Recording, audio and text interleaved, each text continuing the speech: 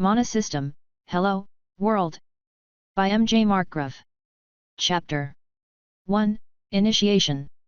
People always thought the end would come from war or disease, maybe some global economic collapse. Who would have thought the end would be caused by something from a video game? I awoke with a start, my head pounding and a shrill noise blaring in my head that seemed to permeate every bit of my being, echoing throughout my body. The noise appeared to have no direct source that I could discern. This is not what I had expected when I went camping in the North Woods, well, more like glamping since there were bathrooms and electricity, but hey, it was nice just to get away from the city, and my job if only temporarily. I only came up here for a quick weekend retreat to avoid people, as it was earlier in the season than most people came camping and the campgrounds were empty of any other campers. I rolled over in my tent and vomited the remains of my supper on the floor as I clutched my throbbing head, trying to will the world to stop spinning. It felt like I had gone on an all-day bender and this was the world's worst hangover. To top it off, a blue interface screen floated in front of my face with a timer counting down on it. Counting down to what I wasn't sure. Now, I was an avid gamer in my younger days and I worked in IT, so I intuitively understood that this was some sort of an interface window, and whatever was causing my head to feel like an overinflated balloon was likely linked together. The window reminded me of a message pop-up in the games I used to love so much, the venerable RPGs. It was a generic square box that was partially transparent with a thin line around its edge, a slightly different shade of blue. Honestly, it was very clean, graphics artists would love it. I took a breath to try and calm my rapidly beating heart and tried willing the countdown to the corner of my vision. 57:36 remaining on the clock. The window complied. Well, at least it's not voice activated, I mumbled. Sure would be nice if my hallucination came with a help section. As soon as the words left my mouth, a help screen conveniently popped up where the original window had been. Honestly, it was rather annoyingly in my field of view. I was either really crazy or this was real. I was leaning towards the latter, as I was a very logical person and I knew I hadn't drunk anything alcoholic the night before. Okay, so it can use both thoughts and voice. Well, that's nice. A welcome message populated the transparent floating window. I ran my hand through the window, or where it would have been, with no effect. Is it projected directly to my optical nerve? Fascinating. What can I say, I'm a geek and new tech is always awesome. Focus, Paul, I say to myself as I read the screen. Welcome to the Mana System. This system was designed for sapient beings who reached a certain level of development. PFF, guess they haven't been watching us very closely if they think humans are developed. If you have been given a countdown timer, it means the system was activated prematurely and you will be given an hour to define your starting stats and class. Yep, that makes more sense. The Mana system helps users grow and improve through combat and non-combat activities and allows you to overcome the limitations of your body and mind. Flora and fauna will be affected along with sentient entities on the initialized planet. Okay, so like an MMO, I looked down at my flabby belly with dismay. Well, let's hope there is some way to improve my physique or I am not going to survive long enough to get home, I thought, willing away the welcome message. I needed to understand this system more before I made any rash choices. The best way to do that was through the help menu. Unless, of course, the system had a Google search. Thinking about it didn't bring anything up. Oh well, back to plan A. Skimming through the help section quickly so as not to waste time that may be better suited to choosing my starting stats and class, netted me some important information. It also gave me the impression that the help files were incomplete or information had been stripped from it. Having sentences that just simply ended, or missing any tips or tricks that you would normally associate with a knowledge base or help section. Unfortunately, I didn't have time right now to dwell on the oddities of this Mana system. I still managed to learn a few important things. First off, you get a set amount of stats at level 1 with set stat increases every level in the form of a modifier, and attribute increases every 5 levels based on your class and species. Yes, you could choose your starting species. I was fine with being human, but I would look them over if time permitted. I glanced at the clock. 51:11, the next thing I learned from the help section was that you could choose a starting class, which was mentioned by the welcome message. What it didn't mention was that you could multi-class as well, but experience points earned would be cut into thirds. So you would have more skills but earn levels much slower. It made sense. There were also advanced classes to choose if you met the criteria, and knew about them.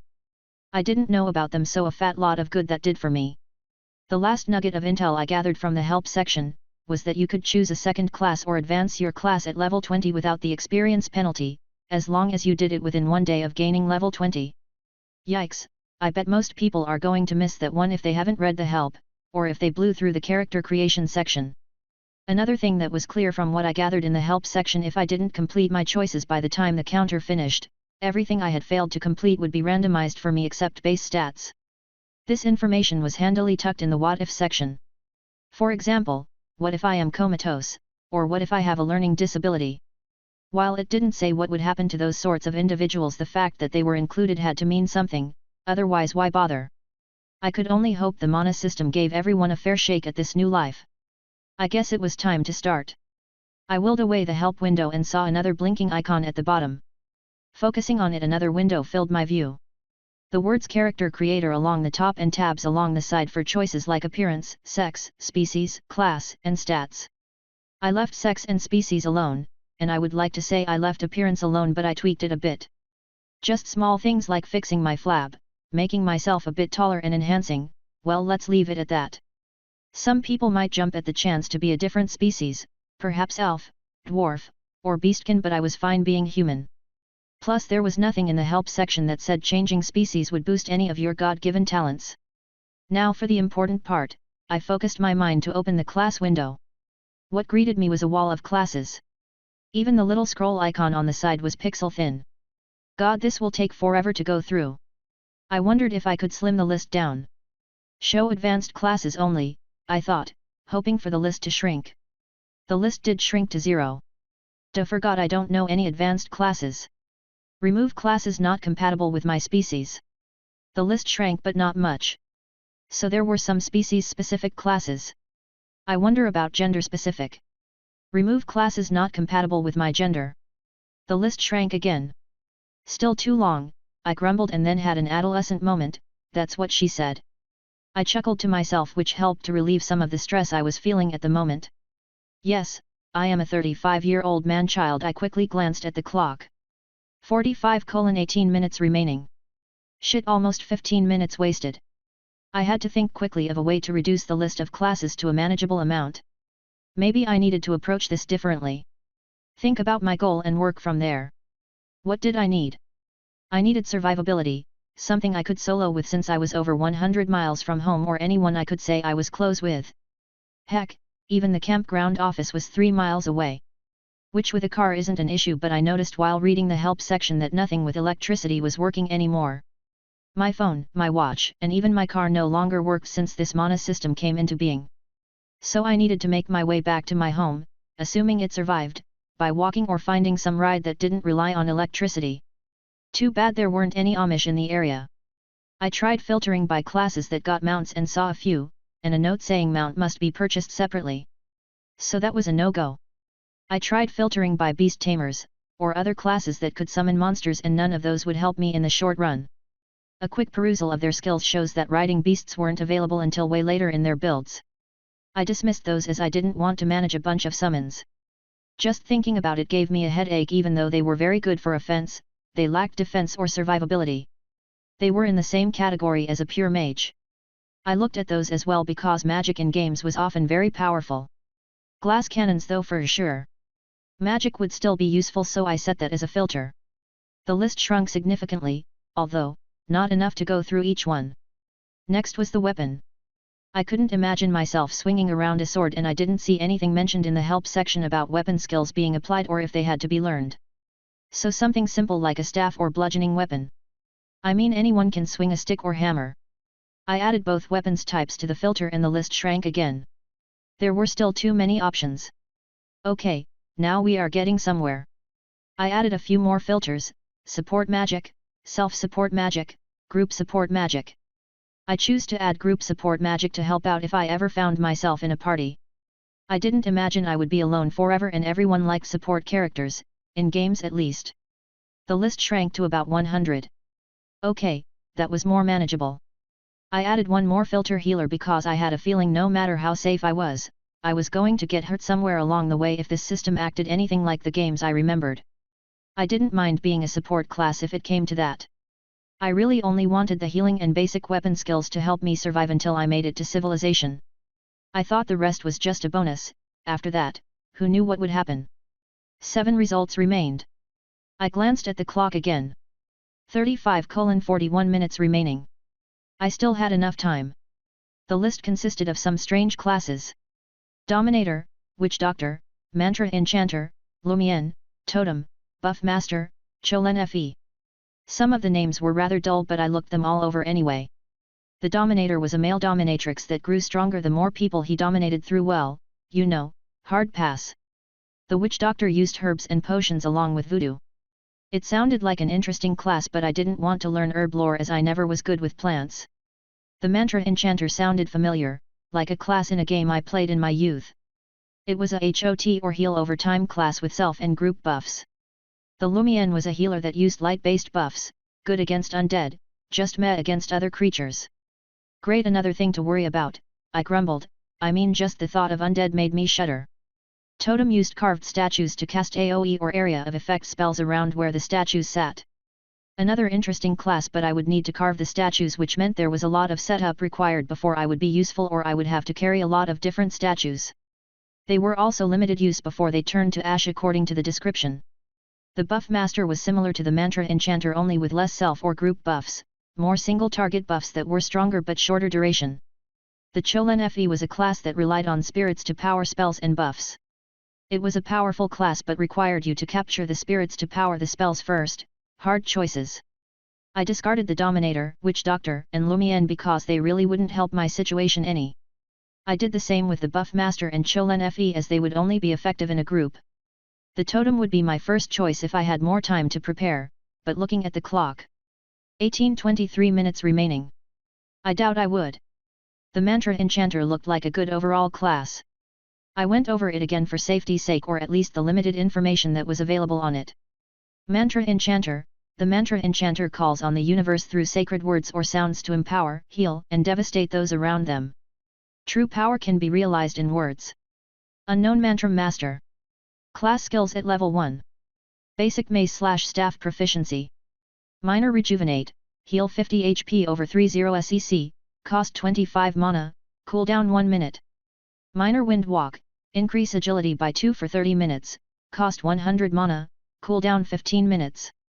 Minor Giant Strength, increase strength by 2 for 5 minutes, cost 30 mana, cooldown 6 minutes. Weak Shield, grants a shield that absorbs 10% of damage for 5 minutes, cost 40 mana, cooldown 1 minute. Both the Wind Walk and the Giant Strength were AoE spells that covered all allies in a 5-meter radius. The shield could only be cast on me, and the Rejuvenate could be cast on anyone including myself. All in all, it was a decent class. I selected it and was going to move on to my stats before I got a pop-up. Geez, can't get away from pop-ups. Congratulations, you were the first user in your zone to read the help documentation. You have been awarded 1 additional skill from random selection. Skill may not be class specific. Skill awarded, Area of Denial, Class Skill of Battlefield Champion. Skill produces an area of 1m around you that is inviolate, lasts 30 SEC, cost 250 mana, cooldown 3 hours. I let out a low whistle at the skill description. That should come in handy. I glanced at the rapidly dwindling timer. 11:05 minutes remaining. Better get moving on to the stats screen. Strength, 10. Endurance, 10. Agility, 10. Perception, 10. Intelligence, 10. Wisdom, 10. Charisma, 10. Luck, 10. With 20 additional points to distribute between the stats, I had to choose carefully. If I focused my mind on the stat, I got a general description of what it applied to. Strength added carrying capacity and damage. Intelligence allowed for a larger mana pool and ability to cast higher level spells for certain classes as well as spell damage, but only for certain classes. The Mantra Enchanter wasn't limited by the spell level issues, at least as far as I could see. It might affect certain items if they had prerequisites. It did, however, tie directly into my spell damage. Wisdom affected mana regeneration rate and spell damage, which was slightly different from MMOs that I played in the past. Again, the spell damage seemed to be for other classes since mine went off intelligence. Agility affected movement speed, cast speed, and ability to dodge. Perception allowed you to spot creatures or incoming attacks faster. Charisma affected people's general opinion of you or likability. Endurance affected how long you could fight or run and walk without tiring. Then there was the always nebulous luck stat. The description I got when I focused on it was less than useful.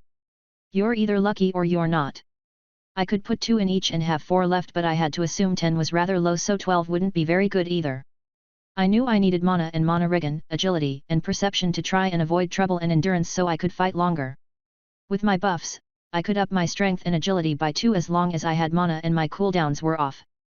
I could add 1 to street, 4 to int, 3 to wis, 2 to agi, 2 to per, 1 to cha, 2 to end, 2 to luck.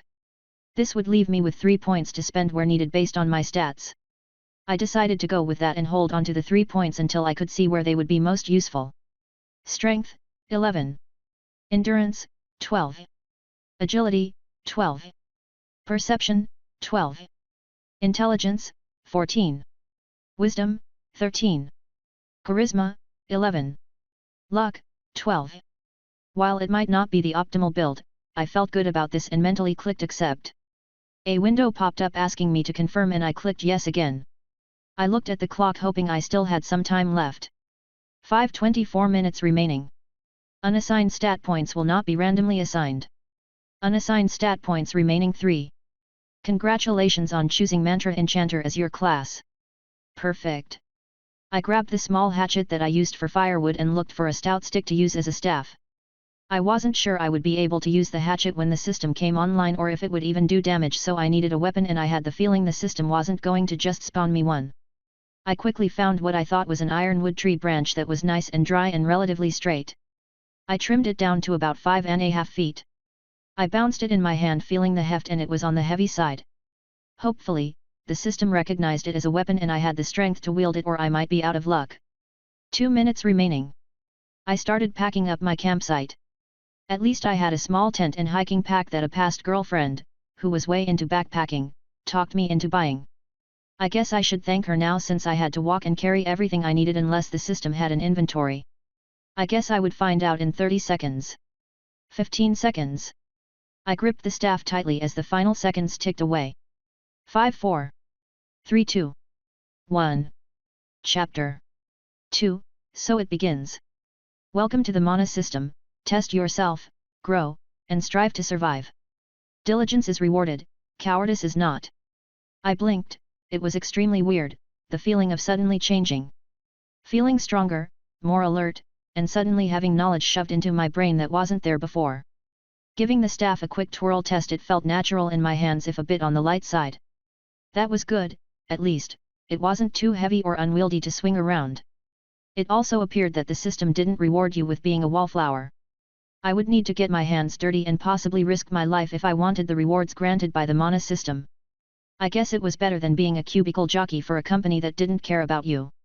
At least this was based only on my merit. Focusing my mind, I thought inventory. A screen popped up with 2 tabs, equipment and storage. In the equipment slots, I had my clothes, my shoes, and my staff. I focused on the staff. Crafted ironwood staff. Quality, low. Damage, 12 to 24 bludgeoning, x2 critical damage. Cool, I guess, although, I didn't have anything to compare it to, so I wasn't sure if this was good or bad. Next, I looked at my clothes. Flannel shirt and hoodie. Quality, average. Armor, 1. Provides moderate warmth. Jeans. Quality, average. Armor, 1. Durable denim pants, agility reduced by -1. Hiking boots. Quality, average. Armor, 2. Reduces penalty to movement speed on treacherous surfaces by 30%. Baseball cap. Quality, low. Armor, 0. Provides a boost to perception of +1, unless you wear it wrong. Again, not much to go on other than my clothes and boots provided armor. Was this cumulative or only based on the location? It was unfortunate that my pants reduced my agility, but not surprising. Jeans weren't exactly the easiest to move in. I tried visualizing a silhouette with slots for clothing and armor values based on location. I was a bit surprised when the window changed to show this view.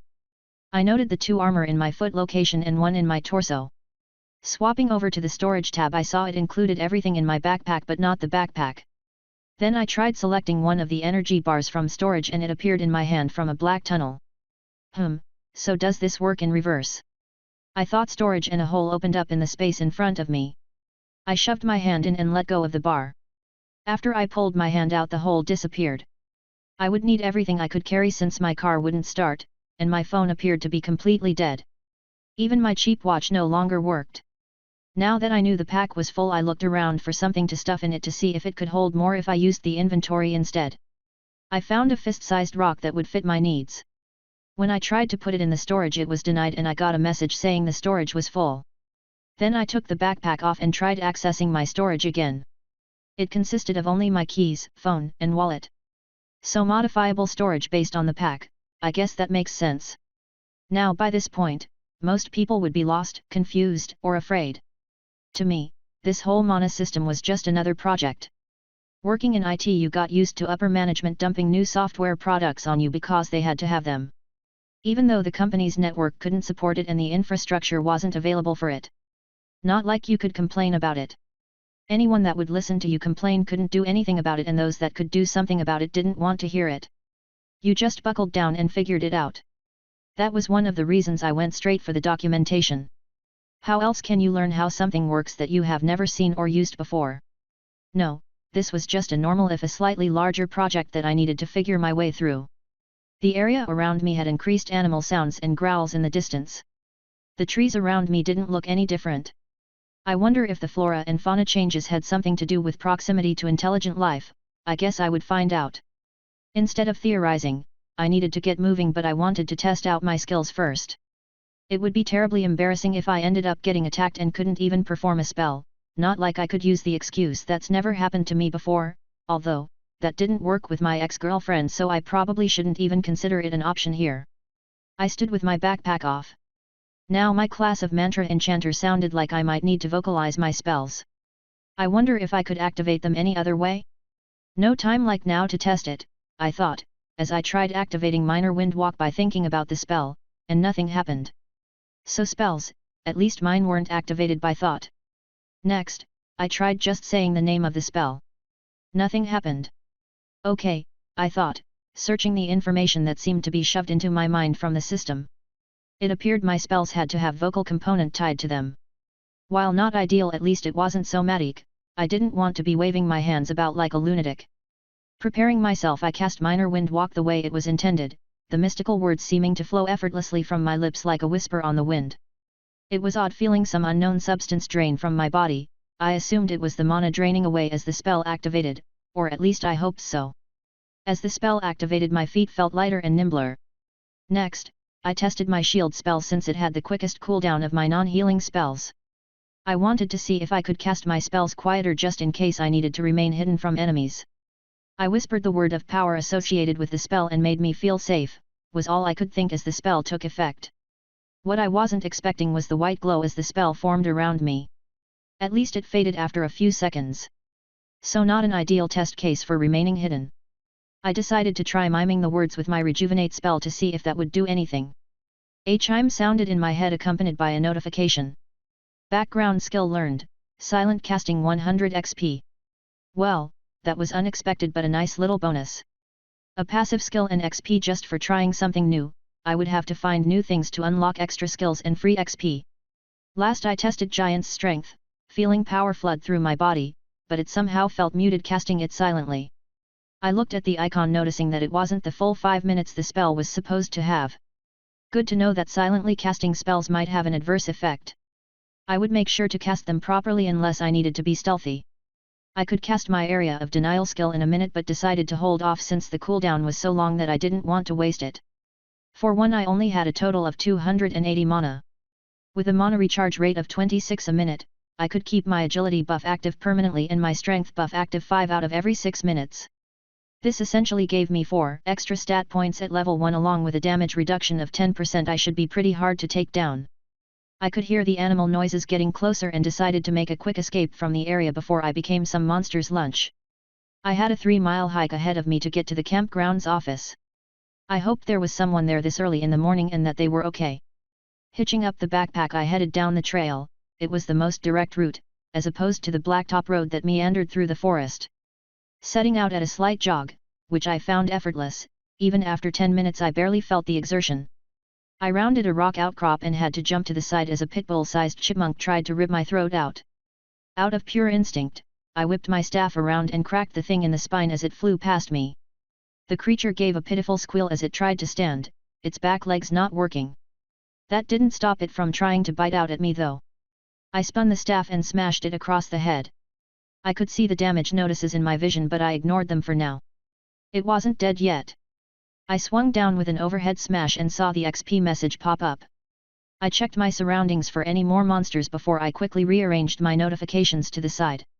I needed them out of the way for now so they couldn't distract me mid-fight. When I was in a safer spot I would adjust them more. Remembering the help section mentioning something about loot, I touched the dead dire monk and thought loot. A window did pop up but it said no lootable items. The looted body remained. I figured the system provided an opportunity for people with more skill to harvest the rest. I didn't have the time to skin this beast, so I took my hatchet and cut it open, spilling blood and entrails around the path. I made sure to clean my hatchet off, leaving the body for the other creatures that seemed to be tracking me. I could hear the noises in the forest, they sounded closer than ever. Hopefully, the smell of fresh blood would appeal more to whatever was tracking me. After gutting the animal I vacated the area as fast as possible, recasting my buffs on the move. I noticed that even if I had a buff active, the timer only reset if I cast it again. No double buffing my attributes, I thought sadly. I made it to the office 30 minutes later huffing and puffing. I would have arrived sooner but I detoured around the sounds of two large beasts going at it near the trail. I didn't get close enough to tell what they were, and that was probably for the best. While the squirrel had been easy enough to kill, I decided to play it safe until I got a better handle on what was happening around me. I was crouched at the edge of the forest looking towards the office. There was a large clearing with the mobile home that acted as the park office on the far side of the clearing. Something felt off to me though, so I scanned the clearing. I could see a truck sticking out on the backside of the building. Of course, no lights were on in the building and I couldn't see anything out of the ordinary from this side. I decided to circle the building until I had a better view of the front door. I skirted around the clearing, trying to stay quiet and remain hidden behind the trees as well as I was able to. I didn't have to go far before I saw the open truck door and the blood. Whatever had caused the mess wasn't in sight. I'm not sure what the person was thinking of heading for the vehicle. It was a newer truck, so it definitely wouldn't run after the system went live. Perhaps they were caught in the open or they didn't realize the truck wouldn't run. Despite my misgivings, I needed to see if there was anything useful for my survival here. The smell of excrement and blood hit me as I got closer. I had to stop and try not to lose my breakfast as it wafted over me. It wasn't like I was squeamish about dead bodies or blood, but the smell was unexpected. Having identified my family's bodies and attended funerals over the years, I thought I was prepared to handle death up close. None of that really prepared me for the amount of blood and viscera a human body could produce. I looked away from the corpse as the smell hit me again. This time I was unable to hold back and vomited out a stream into the grass. After wiping my mouth clean, I continued approaching the macabre scene, making sure to recast any of my buffs that were off cooldown as quietly as I could. I wanted all my abilities to last as long as possible if whatever killed the man was still lurking about. It wouldn't do to be caught unaware without them active. Passing the body and trying not to step on any of the remains, I made my way to the building. I kept my head on a swivel and tried to be as quiet as possible. Being hyper-aware was mentally draining. It was awkward moving around with the giant backpack on, but I wasn't leaving my supplies behind. There was no telling if I would need to make a break for it or if I could find any more supplies soon. Nothing jumped out at me as I made it to the truck. The office door was closed, and when I tested the handle I found it still locked. Sighing, I looked over at the corpse, realizing what I had to do next. I went over to what was left of the body and tried looting it. Luckily the system made it so all I had to do was touch a part of the body and not dig through a dead man's pockets. I touched the least blood-soaked piece of clothing. This time I got a list of items in a system window. Boots. Hat. 9mm pistol. Holster. 2 extra magazines of ammo. Keys. The descriptions were very generic, I wasn't sure why. I selected the gun, holster, and ammo, equipping them right away. I also took the keys, hoping one would be for the office. I looked down at the man, his eyes locked in abject terror, and closed them for the final time. "Sorry, man, you can rest now," I said, in a quick prayer. The mana system, I'm just going to call it the system from now on, asked me if I wanted to make the gun my primary weapon. I choose no. It let me set it as a secondary weapon. I checked its stats. Glock 9mm pistol. 15+1 round capacity. Fiber optic sight +1 to accuracy. Damage, 10 to 16 piercing. Now I knew how to shoot guns. I had grown up in a small town and hunted when I was younger, although I was rusty. It had been almost 2 decades since I shot a gun. I didn't personally own any guns as I stopped hunting after my family's death and never felt the need for personal protection. I guess my opinion on that might change now. I wasn't even sure if I could use the weapon properly as I didn't have a skill for guns like I did with my staff, but couldn't hurt to keep it. Just as I was finishing up, I heard a noise coming from the backside of the building. I stood up, my staff at the ready. Around the corner came a bear. This wasn't your ordinary yogi, it was 7 feet tall, looking like a small elephant more than a bear. The other difference was that it was steel grey. As it brushed against the building I could see sparks from the tin siding and chunks of the tin getting ripped out. I inadvertently let out a whispered, "Fuck." The bear turned his head towards the sound and instantly spotted me. I was nowhere near fast enough to outrun a bear. The beast gave out a bellow and charged me. I screamed, "Area of Denial," hoping it would be enough to activate the one ability I hadn't had time to test, the spell not being on my normal roster for my class. The bear slammed against an invisible barrier and my heart skipped a beat until I realized it had been stopped.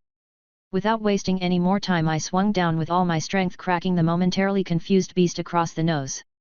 It roared back in rage and tried to claw at the barrier, sending sparks of light shooting outward with each huge swipe. All the while I kept swinging and jabbing him with my staff, trying to target any sensitive spot I could get to. My barrier giving me a false sense of invincibility as I wailed on the beast repeatedly. I did a poor job of keeping track of my spell timer and got hit with a backswing I wasn't expecting. The blow knocked me into the truck 5 feet away. I coughed out a bit of blood as the air was driven from my lungs, my shirt shredded from the bear's metallic fur. The fur leaving nasty scratches across my torso and right arm. The pain seemed to be slightly muted. I wasn't sure if that was due to my skills or some change from the system. Perhaps it was a combination of the two. I knew I had to get up, to fight, or this was the end for me. I will be the first to say, a metal bear hits like a fucking truck. While the blow was painful, I recovered quickly enough to roll under the bear as he dropped down, trying to flatten me with his stomping attack. The adrenaline pumping through my veins making everything seem to slow, while my system enhanced stats allowing me to avoid a strike that would have crushed me flat. While rolling away I frantically cast Rejuvenate and jabbed my staff into his sensitive bits.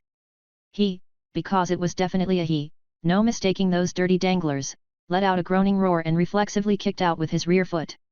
This sent me tumbling along the ground behind him and I heard a pop as one or more of my ribs gave way. My tumble across the ground left me bruised and sore, my side aching from the broken ribs. Luckily my Rejuvenate was taking care of the damage, the bruises, and soreness, allowing me to continue the fight.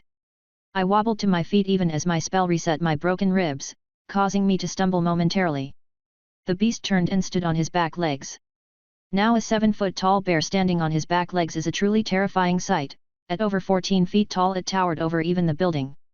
I sprinted around to the other side of the truck as fast as my injured body could take me before it gave chase.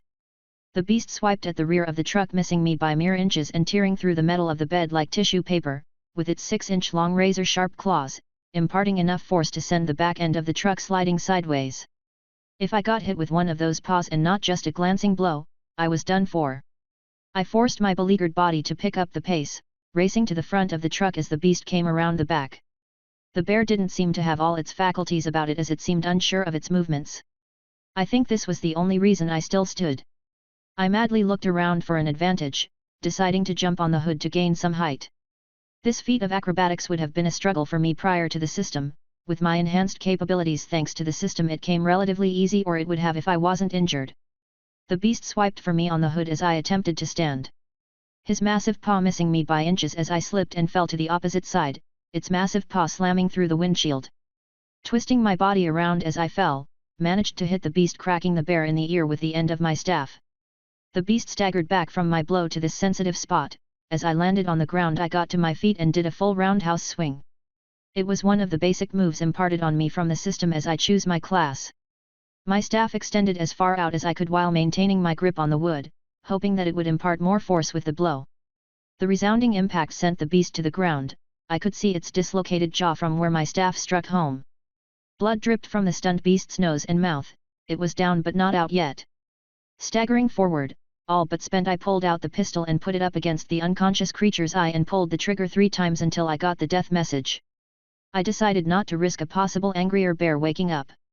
Fucking hell, I exhaled panting, my hands on my knees, my whole body shaking from the adrenaline coursing through my system. I leaned against the truck and slid to the ground, dropping my staff just to avoid falling over from the frantic exertion. Despite the life or death situation, I found I enjoyed the rush of the battle. Deciding this was as good a time as any, I took a look at the pop-up message that was blinking angrily in my face.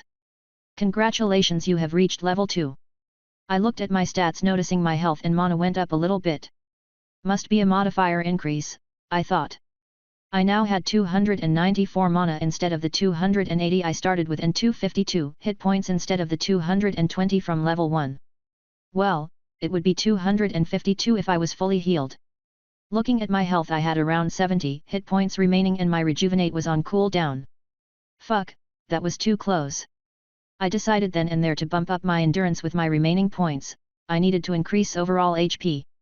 I took a look at the 3 remaining points I had saved from character creation, glad that the system didn't automatically assign them like everything else, and placed them all into endurance, bringing it up to 15. This made endurance now my highest stat and I couldn't care less. That change brought my total HP to 315. I cast Rejuvenate when it came off cooldown, watching my health tick up to 120. Thinking back, I did recall the documentation saying injuries would heal faster, but it never specified how much faster. I could only hope that a higher endurance would help with that speedy healing. While waiting, I kept an eye out for more predators. Finally, my HP ticked up a point. It took 4 minutes, not exactly speedy but significantly faster than pre-system levels. Casting Rejuvenate again brought my health up to 171. This made me feel secure enough to loot the corpse and continue on my way. This time I got 2 items. Dire Iron Bear Claws. Dire Iron Bear Teeth. While the system only rewarded me with the teeth and claws, the body remained just like the squirrel. I pulled out my hatchet to try and skin the beast, but try as I might, it wouldn't pierce the thick hide. I took a step back to examine the creature. I realized none of my strikes had torn flesh. I shuddered to think what might have happened to me if I only had a stabbing or slashing weapon in this encounter instead of the ability to bludgeon and break bones with my staff. It was too bad I couldn't skin the beast, its fur would make great armor. As for the teeth and claws, it looked like they were crafting items from the description on them. So they might come in handy later, if I decided to pick up crafting. I had to remove a few items from my bag just to store those small things. I would have preferred to stick around and rest after that hard-fought battle. Maybe take stock of everything that was happening, but a niggling thought in the back of my mind told me that would be a bad idea. There was one last task I wanted to do before leaving. Stepping onto the porch, I unlocked the front door to the office, using the bloody key I found on the poor dead man. Cracking it open a little, I used the end of my staff to push it the rest of the way open. After waiting a few seconds with no monsters jumping out at me, I entered the dark building, staff at the ready. Chapter 3, Trek to the South. I jogged down the side of the road. The office had been a bust, nothing but a few filing cabinets and refrigerated food. None of which would do me any good. I had been hoping for some dry foods, or canned goods to help round out my meager supplies. Oh well, I was making good time and should be able to make it into the nearest town within 2 days if I could keep up this pace and I wasn't attacked. The road made for an easy run, and I remembered reading that trained soldiers could make 20 miles a day on a march. Well, I sure as hell wasn't a soldier, trained or otherwise, and had no intention of running myself ragged, setting an easy 10 to 12 mile pace, mainly because I wanted to get into the town early tomorrow. I also needed to find a safe place to set up for the night. After about 10 minutes I made it to the main road heading south towards my destination. Looking up and down the road I could see quite a distance. The land was relatively flat in this area of the state and I didn't see any cars or people. I had hoped to spot some survivors making their way like me, strength in numbers and all that. The fact that there was nobody in sight didn't bode well for the population count. I mean, it wasn't the most heavily traveled road, but still. I guess it could be partially explained by the early hour. I think it was around dawn when I first got the messages. Pausing, I took stock of the rest of my surroundings. There was forest on each side of the road, dense old-growth forest set aside as a preserve. The forest was dominated by pine trees with a smattering of maple and other trees mixed in. This mass of greenery ended just 10 feet from the graveled edge of the road. I knew this stretch of road was known for accidents caused by hitting wildlife which was abundant this far north. There were bears, wolves, deer, and even large feline roaming these woods. I saw what happened to a bear after the system changed it and did not want to run into an ambush predator like a cougar. The closeness of the forest made me feel slightly claustrophobic, playing on my nerves. I made my way to the middle of the highway to give me a clear line of sight, if even just for a few extra feet. Now I only hope some yahoo didn't manage to get a pre-fuel injected car to run and hit me while I was walking down the center of the road, like I didn't have enough to worry about. This was really my only option of travel, since it wasn't like I could sneak about. For one, it would slow my progress immensely, and I didn't have those types of skills even pre-system. Nope, I could try and get them later if the system allowed that sort of thing. Right now it was about speed and perception. Of course, with my luck, I didn't make it another mile before I heard something crashing through the underbrush on my right. Quickly I cast Giant Strength buff and my shield. Wind Walk was still active according to the icon floating at the top of my vision, so I didn't have to worry about that spell. I still needed to adjust the notifications and even look over the combat logs, but now was not the time. Gripping my staff tightly, I prepared for the enemy, knowing I was unlikely to outrun any beast. 3 odd-looking beasts appeared from the forest 15 feet ahead of me on the right side of the road. They had 4 legs and odd bulbous heads with 2 red eyes on either side. The bulbous head tapered down to a point, like a flower bud. I didn't see any ears, but I did see a hole behind the eyes. The one beast let out a hiss and the other 2 started to circle. Their mouths split open like the petals of a flower, displaying rows of tiny sharp teeth, and 3 tentacle-like appendages snaked their way out. Hell no, I've seen enough anime to know where this is going, I said to the lead beast. My propensity to be flippant in stressful situations rearing its head. I didn't wait for them to surround me, instead, I lunged at the one to my left, swinging my staff. The beast leapt back just out of range of my strike, and the other 2 took the opportunity to attack. I wasn't quick enough to get my staff back around to prevent injury, as the rightmost one latched onto my leg with its tentacles and started tearing at my flesh with its sharp teeth. I screamed from the pain but managed to stay on my feet as the beast yanked on my leg. The beast's teeth were tiny but sharp as needles. I gritted my teeth and managed to jab out with my staff into the alpha's mouth. A satisfied choking sound accompanied my staff sliding down its throat. I quickly cast Rejuvenate. While the spell couldn't heal the wound as the creature was still attached, it did seem to numb the bite area, reducing the pain I was feeling. While the bite didn't do that much damage, I felt it prudent to have the heal over time effect in place, as I expected I would be taking more damage soon. While I was momentarily distracted, the beast on the left tried charging in again, but I used my staff buddy to club him in the side, sending him sprawling across the road. The alpha was still very much alive and trying to eat his way up my staff, but was not having much luck with his feet dangling off the ground. My arms were beginning to burn from the exertion of holding the beast aloft. "Geez, at least buy me dinner first," I shouted, slamming the beast on my staff into the pavement with an overhead strike. The other beast was still trying to devour my leg, so I pulled out the pistol and shot him in the head. It let out a squeal and retracted its teeth from my leg, tearing my flesh more. I winced and stumbled a bit as the pain shot up my leg, but the pain was quickly numbed as my spell healed the damage. I kicked the wounded creature in the side of the head with my wounded leg, and it slumped over, blood gushing from its head wound. These creatures were not all that tough. They reminded me more of plants than animals. I ignored that beast, turning my attention to the alpha. I yanked my staff from the dazed alpha and with a quick roundhouse swing bashed the bullet-ridden beast a good 10 feet. That must have been enough to kill it, because I saw an experience notice. I was about to finish off the alpha when I was tackled from behind by the third creature. Luckily I was still wearing my pack, and these things didn't seem all that intelligent. It was, after all, trying to eat my pack. I struggled against the weight of the animal as I slipped the pack off. Once free, I turned around and jabbed the staff into its eye, causing it to release the material from its jaws. Before it could recover and attack me, I smashed it over the head. The beast fell to the ground and didn't rise.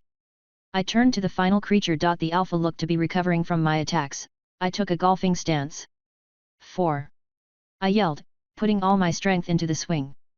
The meaty thwack was all I could have hoped for as the beast bounced down the road a good 15 feet, spilling blood and guts. "Okay, so maybe I hit it a bit too hard," I groaned, as the foul smell of entrails assaulted my nose. I looted the corpses, gaining 3 seed pods. No idea what those were, but I stuck them in storage anyway. I needed an identifiability or something. I looked down at my pants that were now a shredded mess on one leg. Looks like horts are back in fashion. This attack had been a chaotic melee. I needed to be more mindful of my attackers. Although these creatures seemed like relatively weak beasts, they still managed to cause me over 80 damage in a short amount of time, and that was with just one getting a hold of me. That fight had also exhausted a third of my mana, even though it lasted less than 30 seconds. With just those few spells cast, I wouldn't even be able to cast my area of denial ability for another minute and a half in a battle, and that was with my improved mana recharge rate from my second level. I just sighed and moved on. I also felt that same nebulous thrill I felt after fighting the bear.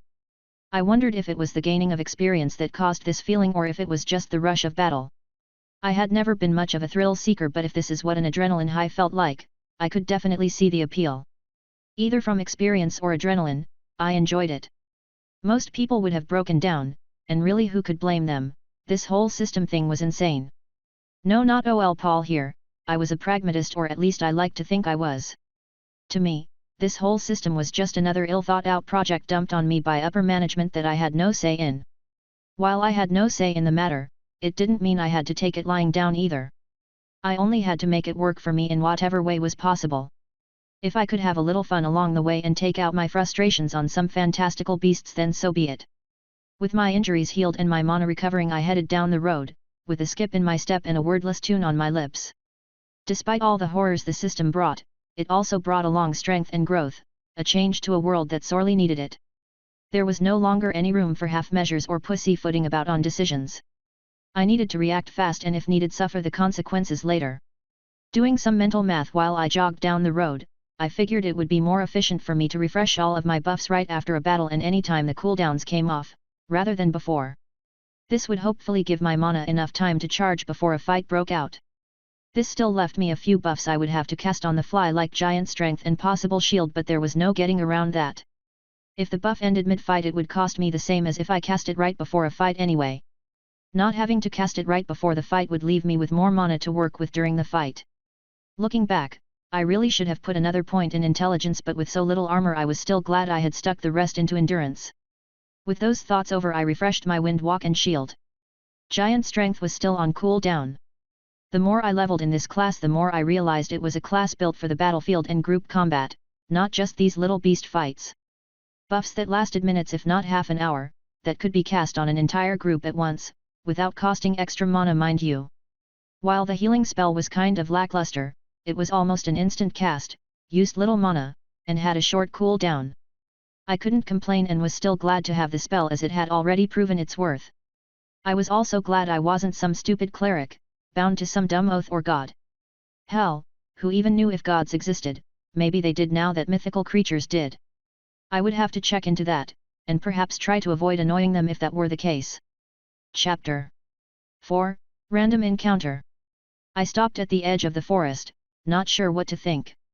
I had been traveling for a good hour since my last fight and cleared a good distance. Knowing the woods would be coming to an end soon, making way for farmland. What I saw ahead of me was not farmland or more of the ever-present forest. The land laid out in front of me was hilly, punctuated by rock outcroppings and a few scattered trees that looked like dead sentinels, watching over the sparse vegetation, daring it to grow. Herds of grazing animals of some sort could be seen in the distance. The edge of the forest I stood at seemed to end on a rise, like it had just been sliced away cleanly. This new landscape reminded me of a picture of Saharan Africa I saw once. Hopefully, it didn't come with the wildlife as well. I also found it strange that I had not seen a single vehicle since leaving the campgrounds. While I could discount this on the campground road, this was a major road north and there should have been a few cars or people. I did, however, come across 2 corpses or what was left of them on the side of the road about 10 minutes back. I chewed over these thoughts as I scanned the strange landscape ahead of me. The other odd part is that the 2-lane road still ran through the area unmolested, if a bit cavia. Flowing through the landscape like a river, instead of the straight boring route it had been before. Well, no point standing around here all day, I mumbled, swinging my staff from side to side to work a stiff spot out of my back. I headed down the road again, this time slowing to a fast walk to give myself time to drop my pack and prepare for any fight that might come my way. It didn't take long to find something. As I crested the next hill, I saw 5 little green men in dirty loincloths trying to attack a wagon. The first thought that came to my head was, dirty stinking goblins, I watch entirely too much anime, was my second thought, but they looked just like the standard description of a goblin. I could try avoiding them, but there were no hills or trees near this stretch of road to hide from the creatures. I also saw that they were completely alone. The closest other creature I could see was well in the distance, and that was one of the grazing animals. Best to deal with them now while I have the element of surprise, I thought, walking quietly forward.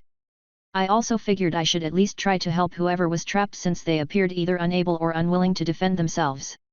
They were so engrossed with trying to get at the wagon, which seemed to be protected by some spell, they didn't even see me approach. That all changed when my staff took one of them right to the side of the face. Instantly I got an XP reward for my kill. I was relieved to know they were as weak as they appeared. I also wondered if I got a sneak attack bonus. I would have to look later. The other green-skinned midgets paused in their wanton beating of the shield, screaming at me in infantile rage. I guess they wanted a piece of me now. Oh, and it looked like they were armed, looked like some kind of bone weapons. Yeah, well here's my bone weapon, I yelled, giving the OL beans a shake. Why did I just taunt my enemies? Was I suffering from some sort of battle craze? I did feel the distinctive heart-pumping rush that seemed to come with fighting wash over me as the experience flowed into me. Oh God, it was glorious.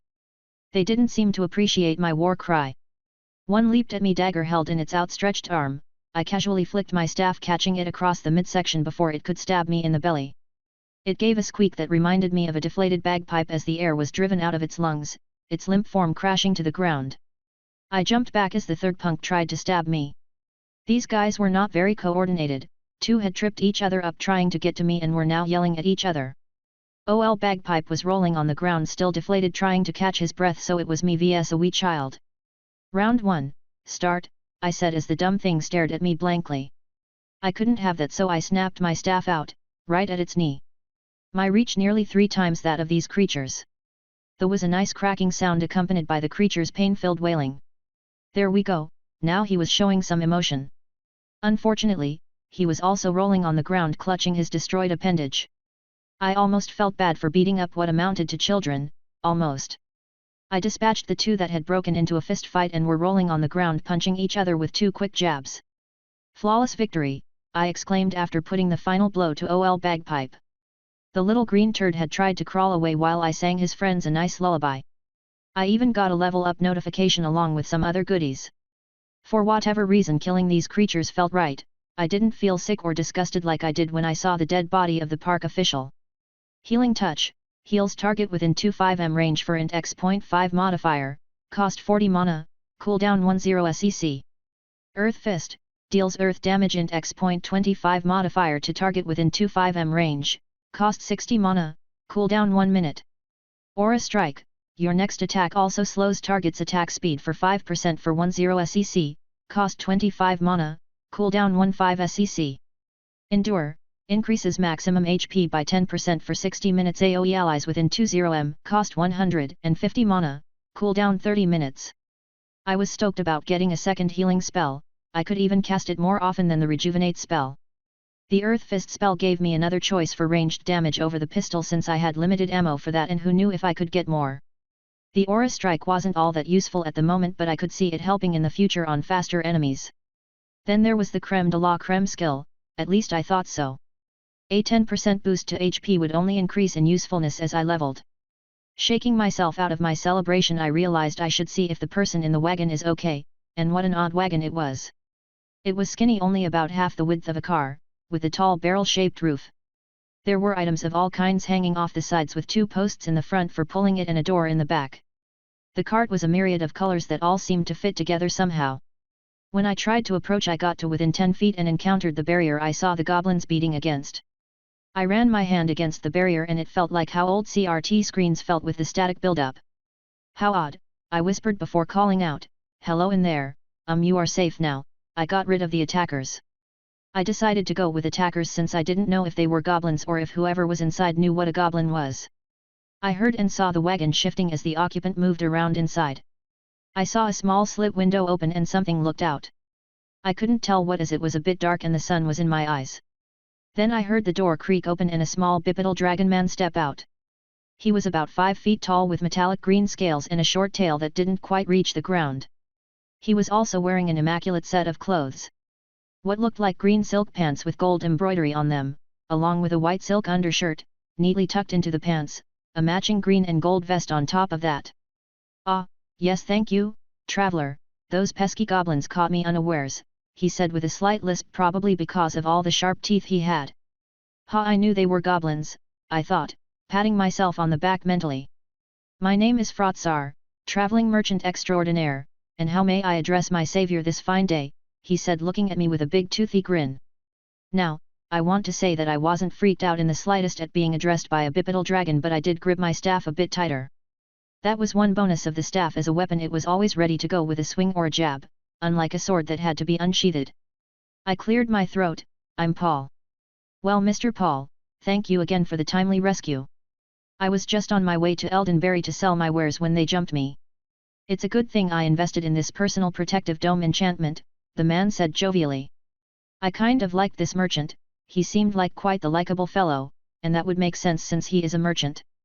I wondered how much his charisma score played into my opinion of the man. This Eldenberry, how far away is it? I asked, having never heard of a city with that name. Well, with no burden I could be there in another hour up this road. That's odd. What is this? The path I was on was dirt and this is smooth and flat like a city street. Well, that's a bit of a story that I may only have a partial answer for. Do you know what the mana system is?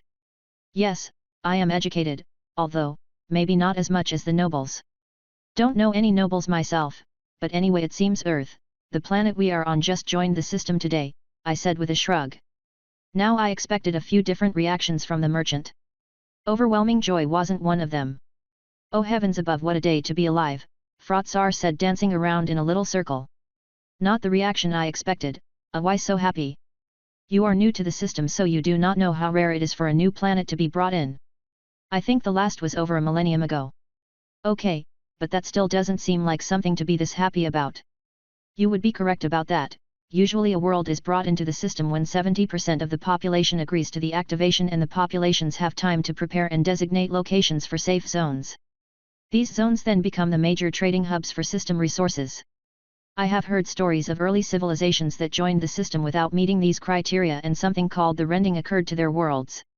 Where parts of multiple worlds were sort of smashed together, or torn apart depending on how you look at it, to form completely new areas of land. This rending happens to every world connected to the system, as a small chunk is swapped between worlds and the world that just joined the system.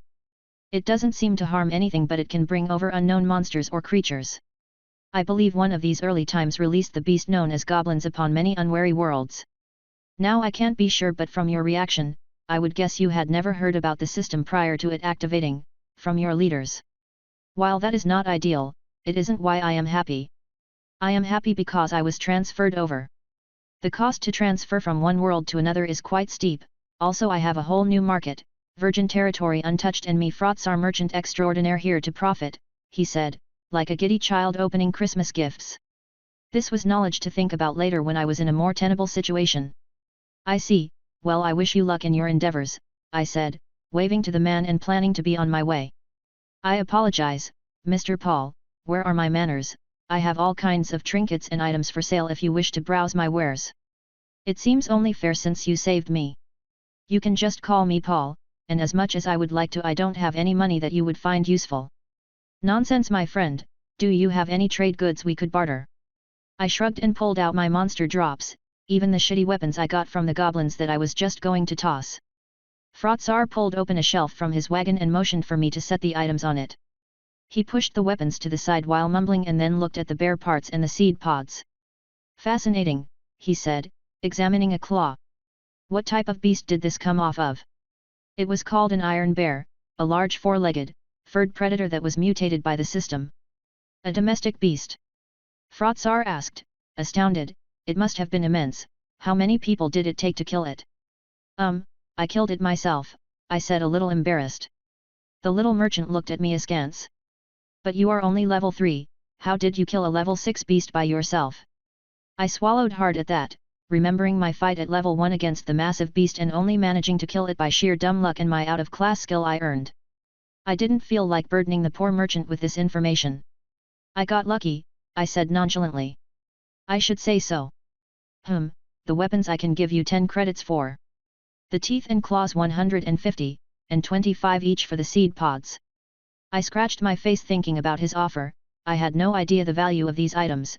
Perhaps he would go for a trade instead. Would you give me more in trade? Certainly. Would you like to see a list of my trade goods? Sure. I was expecting a paper list, still thinking in Earth norms, but I got a pop-up window with a long list of items. way more items than could fit in a wagon this small. Now you might think standing here in the middle of a road with possible hostile creatures about while perusing a shop would be a terrible idea. You would be correct, except Frotsar was nice enough to invite me inside his shield bubble. There were quite a few items I couldn't afford, and with a thought the list updated to exclude anything above what Frotsar valued my items at. This is quite the list, Frotsar. How does it all fit in your wagon? Frathar laughed, and then looked at me when I didn't laugh in return. Oh, you're serious? Right, I forgot this technology might not be available on new worlds. Well, there are many ways to fit more into a space than what you can see. I have an extra-dimensional merchant cart. Bigger on the inside at. Exactly, he said with a smile and a twinkle in his eye. While I perused the list, I decided to chat my merchant friend up to see if I could get some more information about the system. So how is it you can see levels? Oh, that's just a skill. Mine is a merchant variant called appraisal. It lets me appraise many attributes and gives much more in-depth information than some other skills similar to it. If you are interested in the ability, I have 3 variants of it for sale. He flicked one of his clawed fingers in the air, and the list I was looking at highlighting the 2 items. I assumed the third was out of my price range. So you can just purchase skills? Yes and no. Certain skills can be purchased. There are even some magic and other abilities that can be bought. Some have prerequisites though, like stats or levels, or are even class-specific. Although, why buy a class-specific skill when you can earn it eventually, you might ask? I actually was going to ask about that.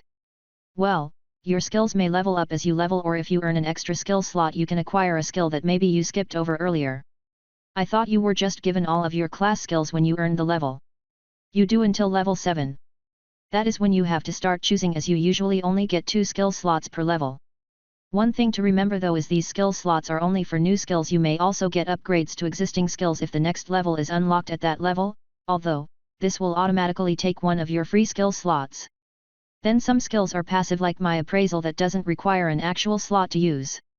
It all seems overly complicated, I said, frowning. It can be, but the system is extremely diverse. You got a large list of possible classes when the system came online, correct? Yes. Well, that list was only classes that were known to your world, through stories, or jobs, or anything that may have existed in your histories. Now when you hit level 20 you will also see every single job available on the system from every planet. Because of this bounty of choices the system has to be a bit flexible, Frotsar said with a smile. I decided to mull over that information while I browsed his wares. Can I see this staff? Which one? How do I show you? Again my apologies, just touch the item and flick it in my direction. I did as the merchant asked. I should have realized it was that simple, but I had been paying more attention to his story than the interface and how it worked. Ah yes, an iron-capped staff, simple but a very effective weapon. Please hold on while I retrieve it for your inspection. He scrambled up the steps and I could hear him digging around inside the wagon. I'm pretty sure I even heard him curse in his native language. Something else I saw on the list was a gun. Well, it said las pistol, but that item had disappeared when I filtered down by affordability. There were magic and melee weapons, and I had a gun. I guess I couldn't dismiss advanced technology being available as well. I would ask him about it. The Dragon Man returned a few minutes later dragging a 6-foot pole. Here you are, try it out, let me know what you think, he said, handing me the staff. Awfully trusting, aren't you? Not that I wanted him to second guess me, but I didn't want him being ripped off by other people. Do not worry, Paul, even if I didn't trust you, you cannot move past my bubble while still holding the staff, until you purchased it, that is. You also cannot harm me while inside my protective sphere, or you will be forced out by the inherent magic, he said without any malice. Good to know, but you are right, I would never steal from you or harm you unless you tried to harm me first. I'm a live and let live kind of guy. You should be careful around some humans though, we aren't known as a species that tolerates differences very well. Oh, I have met plenty of humans before, I am well aware of their proclivities. This news threw me for a loop. This would mean humans existed on other planets. I decided to think about all this information later. For now, I tested the staff. Surprisingly, it was lighter than my current staff, which was just a trimmed tree branch. Heck, it wasn't even completely straight, just as straight a stick as I could find in the short time I had. I gave the staff a twirl, then a thrust and an overhead swing, letting my hand slide to the end of the iron cap, something I couldn't do on the homemade staff. It felt good. I will take the staff and the basic identify spell, I said, having looked at both spell options. Identify, displays the identity and levels of monsters and people within 50m, upgradable, passive ability. No slot required. Just need to actively concentrate on the target. The other Identify spell had more features but for a much higher price. Identify Flora and Fauna, displays the identity of flora and fauna including levels and class if available. I saw there were upgrades for the cheaper version to include those same features later if I wanted them but were unneeded at the moment as far as I was concerned. With the Identify spell, I could at least know the level of the beast I was fighting. I thought you might like the skills so I brought that out with me as well, Frotzar said handing me a silver plate about the size of a credit card. As soon as I touched the plate the information on the skill transferred into my mind and the plate turned into motes of light. I looked over at Frotzar and saw a title and level displayed above his head. Frotzar Merchant Extraordinaire level 14. I chuckled, here I thought he was just hyping himself up, no his actual class was exactly what he said it was. I was also surprised by his high level so I simply asked what was on my mind. Frotzar, you're level 14, surely you could have easily defeated the goblins. Like I said before they got the jump on me, I can't attack outside of my shield. I would have to allow them in, and because goblins aren't named I would have to invite them all in. 5 I could take easily, then I noticed him looking around with a bit of worry, where there is one goblin there are usually many more, he said in a lower tone. I decided to look around as well since I was a good deal taller but saw no other goblins. Just an open expanse like I saw before. Looks clear to me. That's even more worrying, it could mean a goblin dungeon around here and these are just the rabble that was booted from the hive. Upon hearing the word dungeon, something in me stirred. Logically I knew it was safer to stick with this merchant and head back to town, to be safe and sound. That was the boring old me though, the new me wanted more. Perhaps not to risk death but maybe to test myself and see just how far I could go with these new powers. I felt I would be relatively safe with my healing magic. I might have a look around, I replied, but before I did that I went over my new staff's stats, now that I had something to compare my old staff to. Crafted ironwood staff. Quality, low. Damage, 12 to 24 bludgeoning x2 critical damage. Iron capped staff. Quality, average. Damage, 15 to 32 bludgeoning x2.5 critical damage. Not too shabby, while my old staff had some decent damage the big wow factor was the critical damage boost. Before you go, Paul, please take these as a token of my thanks. I said lost in my thoughts, oh no, that's not necessary, I said trying to wave him off. I insist, and it's considered rude to refuse a gift, he said, handing me a leather something or other with 2 items on top. The 2 items on top turned out to be a health and mana auto injectors. Well, I guess that answers my question about advanced technology. Just press the injector against your skin and it will refill 100 health and 100 mana respectively. Next, I looked at the leather. Leather jerkin. Quality, low. Armor, 5. Slashing resistance, 15%. It wouldn't fit over my hoodie but I could put it over my shirt. It was essentially a leather vest. Frotzar helped me tighten the straps and showed me how to remove it without having to readjust it every time I took it off. I slid my hoodie back on over it and you couldn't even tell that I was wearing it. Thanks again Frotzar, I wish you the best of luck in your endeavors. If you are looking for larger towns I suggest you head south, I said, pointing the way he had come from, there are larger cities down that way, it will also be warmer. Now I don't know how far the nearest city is due to this rending caused by the system but I was about a day's walk away before I ran into you. This road should take you straight there. I may meet up with you again. I want to see about this dungeon. Be safe Paul, and I would advise against entering the dungeon alone, note the location, and bring a party back to clear it if you must. We waved to each other as the merchant turned his cart around and started walking back the way he had come. Chapter 5, Stinky Goblin Hole. It didn't take me more than 10 minutes to find the dungeon, or lair, or whatever it was. The smell is what led me to it. I watched, crouched low over a hill a few hundred feet away. There were about 7 of the stinky green things milling about outside of a rock outcropping with a large cave entrance. I should have taken a stealth character or a ranged class, I mumbled to myself. Well, no pain no gain, I said, backing down the little hill. I wanted to test my new skills out, and although I didn't know the goblin levels they looked exactly like the ones I killed earlier. If that was the case I would continue into the cave. If they were significantly higher level or more numerous than I thought I could handle I would run. I checked the time of day from the position of the sun, learning about how to do it from some nature show, seemed to be around early afternoon. That gave me 3 or 4 hours before dusk, plenty of time. Heck, even the sun was in my favor coming from my back as I approached the cave. All my buffs were topped off and my mana had recharged. I glanced at my stats as I was on edge for the fight ahead. Strength, 11, plus 2. Endurance, 15. Agility, 12, plus 2. Perception, 12, plus 1. Intelligence, 14. Wisdom, 13. Charisma, 11. Luck, 12. HP, 363. Mana, 308. Mana regen, min 52. I now had a respectable mana regeneration rate of almost 1 per second. It wouldn't keep me going long, but I wouldn't have to stand around forever after refreshing my spells either. I was nearing the closest spot I could get to without being spotted, still a good 50 feet away from the cave entrance. I waited until all the little green pukes were looking the other way, then I made my move. I sprinted another 15 feet before one of the goblins spotted me, squeaking out an alarm. I cast Earth Fist on the one that spotted me, the spell cast differently than my healing or buff, there was no vocal component to it. I just had to think the name and direct my intent to where I wanted the attack to emerge from the ground, and bam! The Kerbal Space Program is born.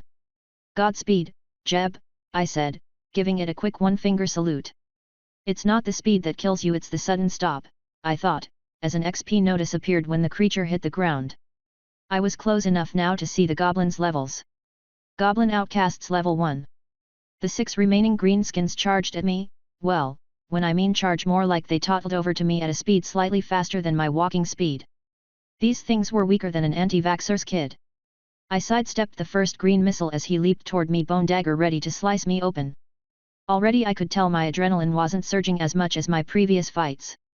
These creatures didn't stir thoughts of panic or danger like with the bear, or even those weird dog-like things in the forest. That was good for me, it meant I could be a little more experimental with my attacks. I stepped to the side opposite the goblin's dagger hand and gave him a cheery smile. He gave out a squeal of rage as he realized he couldn't swing his arm back far enough to hit me on this side. I hauled back my foot and booted him in the rib as he flew past, sending him sprawling. The next one managed to stab me in the leg, the knife barely sharp enough to cut through my jeans. I hissed and pulled my leg back, not expecting the attack. My focus on the one I kicked, the little green bastard had buried the short dagger into my thigh. Right in the meaty bit. Ow, you wee bastard! I muttered angrily, avoiding putting too much pressure on that leg until I healed it. Before he could reach over and jerk the knife out of my thigh, I snapped my staff down across his twig-like arm. The snap of bone and accompanying scream from the goblin was worth the pain I was experiencing. It dropped to the ground clutching at its mangled arm. I ripped the dagger free with a grunt of pain and a gush of blood, tossing it aside as I cast my rejuvenate spell. That's 1 down 2 out for a bit. I met the next 2 goblins with a wide sweep of my staff, one was even smart enough to dodge. The other made the mistake of trying to block my strike with his club, which was no more than a thick stick. The force behind my blow pushed his weapon and my weapon into his head, followed by another XP notice. I quickly backpedaled away from a slash at my belly, nearly falling over as I put weight on my still healing leg. Managing to stay upright, I grabbed the offender around the arm and tossed him into the other goblin trying to jab me with the pointy end of a stick. They both went down in a heap and I was about to finish them off when something stabbed me in the back. My back arched away from the pain reflexively as I screamed, "Ma the foo!" I spun around, meeting the gaze of the goblin that had come at me first, the bastard I had kicked away. Realizing I had been an idiot to turn my back on the creature while it still lived. I could feel the knife moving in my lower back. While it wasn't long enough to hit any vital organs, it still caused me a great deal of pain as I moved. Luckily I was still healing. In my rage, mostly at my idiocy, I pulled the weapon out and returned it to him blade first as the goblin looked at me in shock. He must have thought that attack would do me in. I smashed the bone dagger down so hard into his head that the handle snapped off in my hand. My anger not sated, I wheeled around, smashing another goblin in the ribs as he tried to sneak up on me. As he doubled over from my blow, I smashed him over the head. That's 4 down. The 2 I threw into each other were finally getting up and the one with the broken arm was still rolling on the ground crying. I lunged at the stick-wielding goblin and he screamed in surprise as I smashed his face in with a quick jab. The force of my blow knocking him back to fall over his friend that was trying to get up, knocking them both down again. I dispatched the 3 remaining goblins with quick strikes. After the fight, I looted the bodies and got 5 credits for my troubles. There were, of course, the weapons and goblin ears, but I tossed them. I didn't want that nasty shite in my bag. I stopped to re-evaluate the goblins and my chances of surviving. I liked my odds, so I decided to carry on, looking toward the cave opening. It was tall enough for me to stand upright, which was good, but it wasn't very wide, certainly not wide enough for me to swing my staff horizontally. I would have to keep that in mind while attacking. Well, let's go say hi to the neighbors, I said, entering the dark tunnel. I thrust out with my staff and another goblin fell clutching his chest. My staff blow, easily caving in his ribs. I lost count of the little green shits after they tried swarming me. They weren't all that bright though, and managed to get stuck shoulder to shoulder as they all trying to rush me at once. I had been a bit scared at first seeing the mass of goblins heading towards me. But the cave was so tight in spots that I barely fit through, making it perfect to control the enemy numbers. I simply stayed out of reach of the goblins and tried aiming for spots that I know would disable or cripple the creatures. As the goblins managed to break through one bottleneck, I made the mistake of firing my pistol at them in panic. My ears were still ringing from that shot, so I put it away.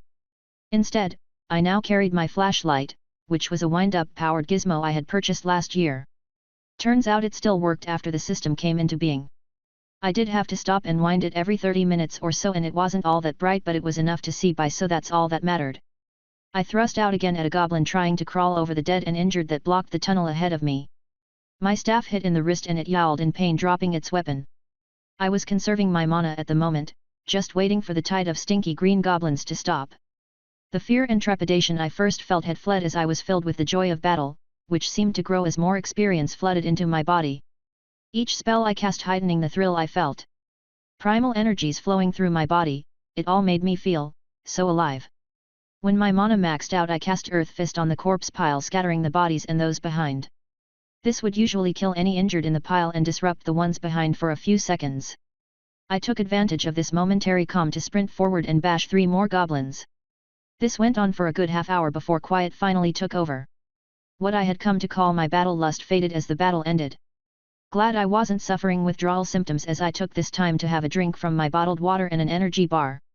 I figured this lust was a combination of adrenaline, experience, and the arcane powers I wielded, mixing to create something that put what a normal adrenaline junkie felt to shame.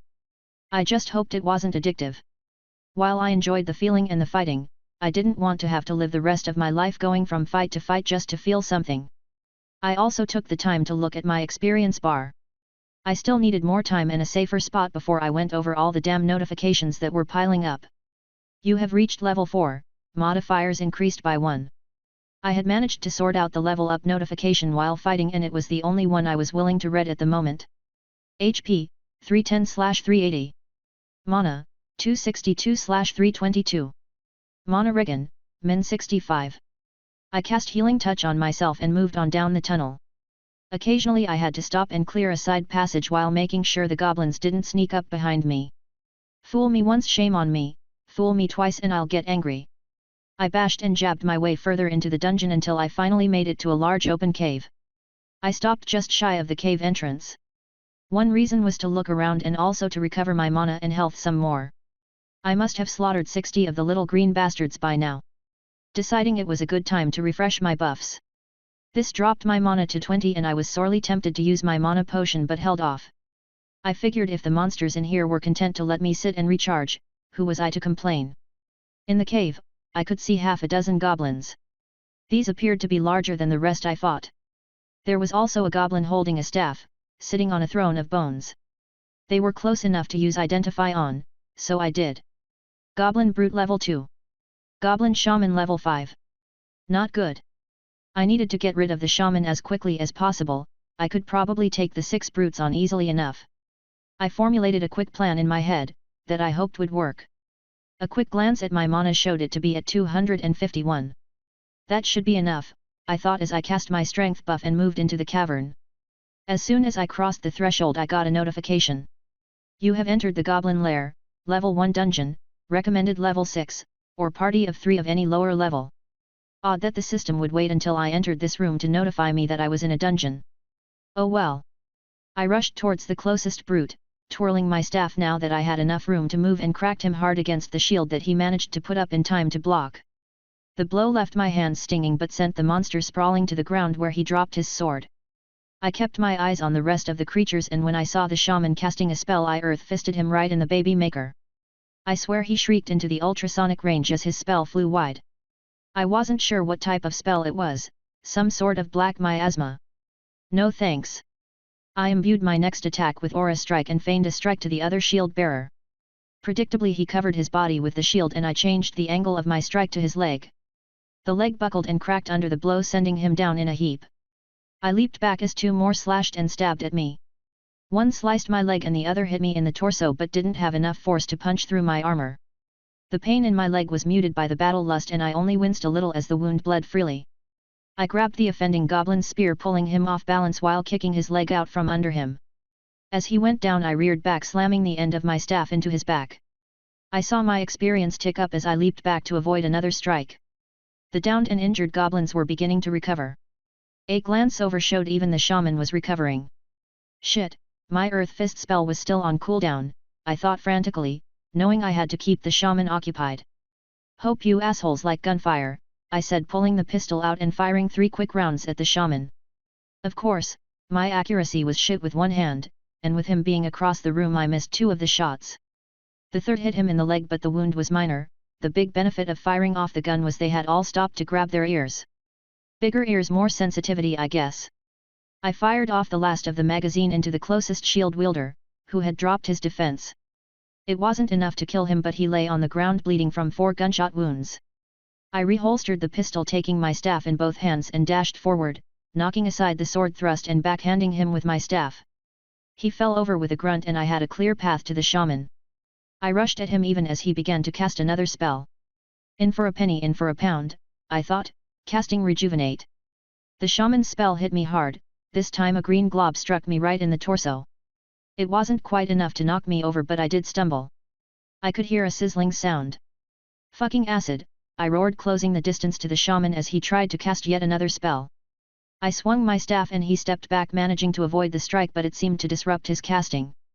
He quickly tried to cast again, but I was upon him now. With a jab and a slash I had him on the defensive. The acid had finally eaten through my armor and was dripping down my skin. It was taking all my endurance and will to focus on the battle at hand and not drop into a screaming pile of agony on the ground, as that would surely end with my demise. I just had to trust in my healing to numb the pain and get me through this battle. I needed to end the fight between the shaman and I soon, so the other goblins wouldn't stab me in the back. I cast Healing Touch on myself as I swung wildly at the creature, my blows being fueled by the pain now more than the battle high I experienced before. Slowly whittling away its health.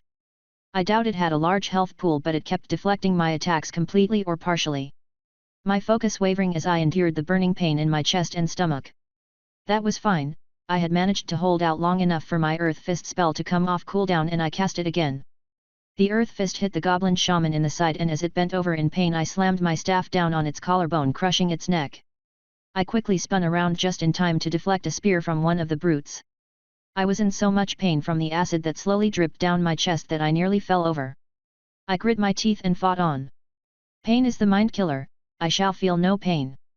All of the mobile brutes were on me now, and I spent most of my time avoiding attacks and trying to deflect them. I was starting to run out of steam and knew if I didn't change the course of battle I was going to die. The one upside was that the acid had finally stopped burning as my spells worked to heal the damage wrought on my sensitive skin. I stepped back and quickly jabbed the mana potion into my thigh before the goblin could take advantage of my moment of weakness. I immediately recast Rejuvenate and Healing Touch and ran into the closest goblin like a linebacker on a mission. I felt the goblin's sword slide through my hip, but the pain was nowhere near as excruciating as the acid burn. I gritted my teeth as I used my staff like a cudgel. Bash and thrust and swing. I lost myself to the battle. I sat there among the remains, panting from exhaustion and bloody, a large hole in my hoodie and leather jerkin where the acid orb impacted. I got the name of the spell from the damage notification. I was sore all over despite all of my healing. Programmers weren't designed to move this much, I thought, a little bit of my previous life slipping through. After looking around, I decided this was a safe enough location to finally go over my notifications and adjust my HUD properly. I piled up all the bodies in the entrance to the cave after looting them. I cleared out the notices from the bear and the whisperlings. I guess that's what those forest creatures were called. I lucked out and they were all level 1. Well, all except the bear. One thing I did note about the bear fight was my final blow. It was way more damage than should have been possible for me even with the critical damage. I guess the system took velocity into account when calculating damage. I would keep that in mind, that might come in handy later. I also cleared out the notices from the goblin outcasts, and goblin fodder. They had all been level 1s. The goblin brutes had done a decent amount of damage when they hit me. One strike had taken nearly 40 HP from me. That paled in comparison to that damn shaman. That one acid orb did 100 damage and an additional 5 damage per second for 20 seconds, taking off nearly 2/3 of my health. If I hadn't disrupted 2 of his spells, I would likely be dead even with my healing. Then I looked at my next notification. Congratulations, you are the first solo adventurer on Earth to clear a dungeon. For this epic feat, you have been awarded 1 free skill slot. Error, level 2 low. Your free skill slot will be held until level 7. For clearing this dungeon solo, you have been awarded 300 credits, for being the first person to clear this dungeon you have been awarded 200 additional credits. You have earned the title Goblin Scourge, 15% additional damage when fighting goblinoids. The title was nice, but the credits were nicer. I even still had some left over from my barter session with Frotsar. This was more credits than my entire item sale ended up being. I also looted an additional 25 from the goblins. There was only one other noteworthy item. Magic stick. Weapon type, rod. Quality, low. This rod grants the user 20% additional magic damage. I stuffed it in my pack since it wouldn't help me all that much. My last notification was the best. You have reached level 5, modifiers increased by 1. 5 free attribute points available. Rock skin, defense up by 10% for 60 minutes to 5m range, cost 50 mana, cooldown 1 minute. Lesser rejuvenate, heals 80 HP over 30s to 5m range, cost 25 mana, cooldown 30 SEC. Shield, grants a shield that absorbs 15% of damage for 5m, cost 40 mana, cooldown 1 minute. I only received one new spell, but the increase to rejuvenate and shield was nice. Now what to do with the attribute points? From using my skills and weapon, I learned that strength wasn't all that important for my class. Mana and regeneration rate were becoming far more important along with agility. I decided on putting 2 in intelligence, 1 in wisdom, 1 in agility, and 1 in endurance. This way I would boost my only ranged abilities damage as well. A quick look at my stats and I was happy. Strength, 11, plus 2. Endurance, 16. Agility, 13, plus 2. Perception, 12, plus 1. Intelligence, 16. Wisdom, 14. Charisma, 11. Luck, 12. HP, 384, 423. Mana, 384. Mana Regen, Min 84. After I assigned my points, I dithered about in the cave for another 20 minutes or so, adjusting my interface and making it only show the information I needed. I didn't really care about damage stats unless they went above a certain threshold. This way, if I managed to cause a massive amount of damage with some action, I could try to repeat it. My area of denial spell was finally reset from my battle with the bear. Hard to believe it had only been 3 hours since that battle. It was hard to figure out the exact experience needed to level since the bar had no numbers associated with it and I only ever got exact experience notices from doing something unique. Would farming goblins raise my level quickly? Somehow I doubted that. So that meant looking for stronger opponents to fight or more dungeons to clear. Both options had their positives and negatives. Obviously, if I could find more creatures like the bear to fight, I would level faster. Fighting that monster brought me almost 3/4 of the way to level 3. With my skills and ability to heal, I should look for more solo monsters of higher levels to fight. It's too bad I had no way to find monsters. I had to be careful though. I didn't know if there were specified level-specific zones like RPGs or if monsters of any given level could be around the corner. While this option was the most controllable if I could find a solo creature to fight. It would do me no favors to run into a monster of level 10 or above, or a large pack of monsters my level. The dungeon route was easy since I could control the flow of enemies with the tight tunnels. Although, there were no guarantee future dungeons would be tight tunnels, looking for more dungeons in the near future might be an option, or maybe I could find some friends. Someone willing to party up and explore dungeons with me. That was for the future though.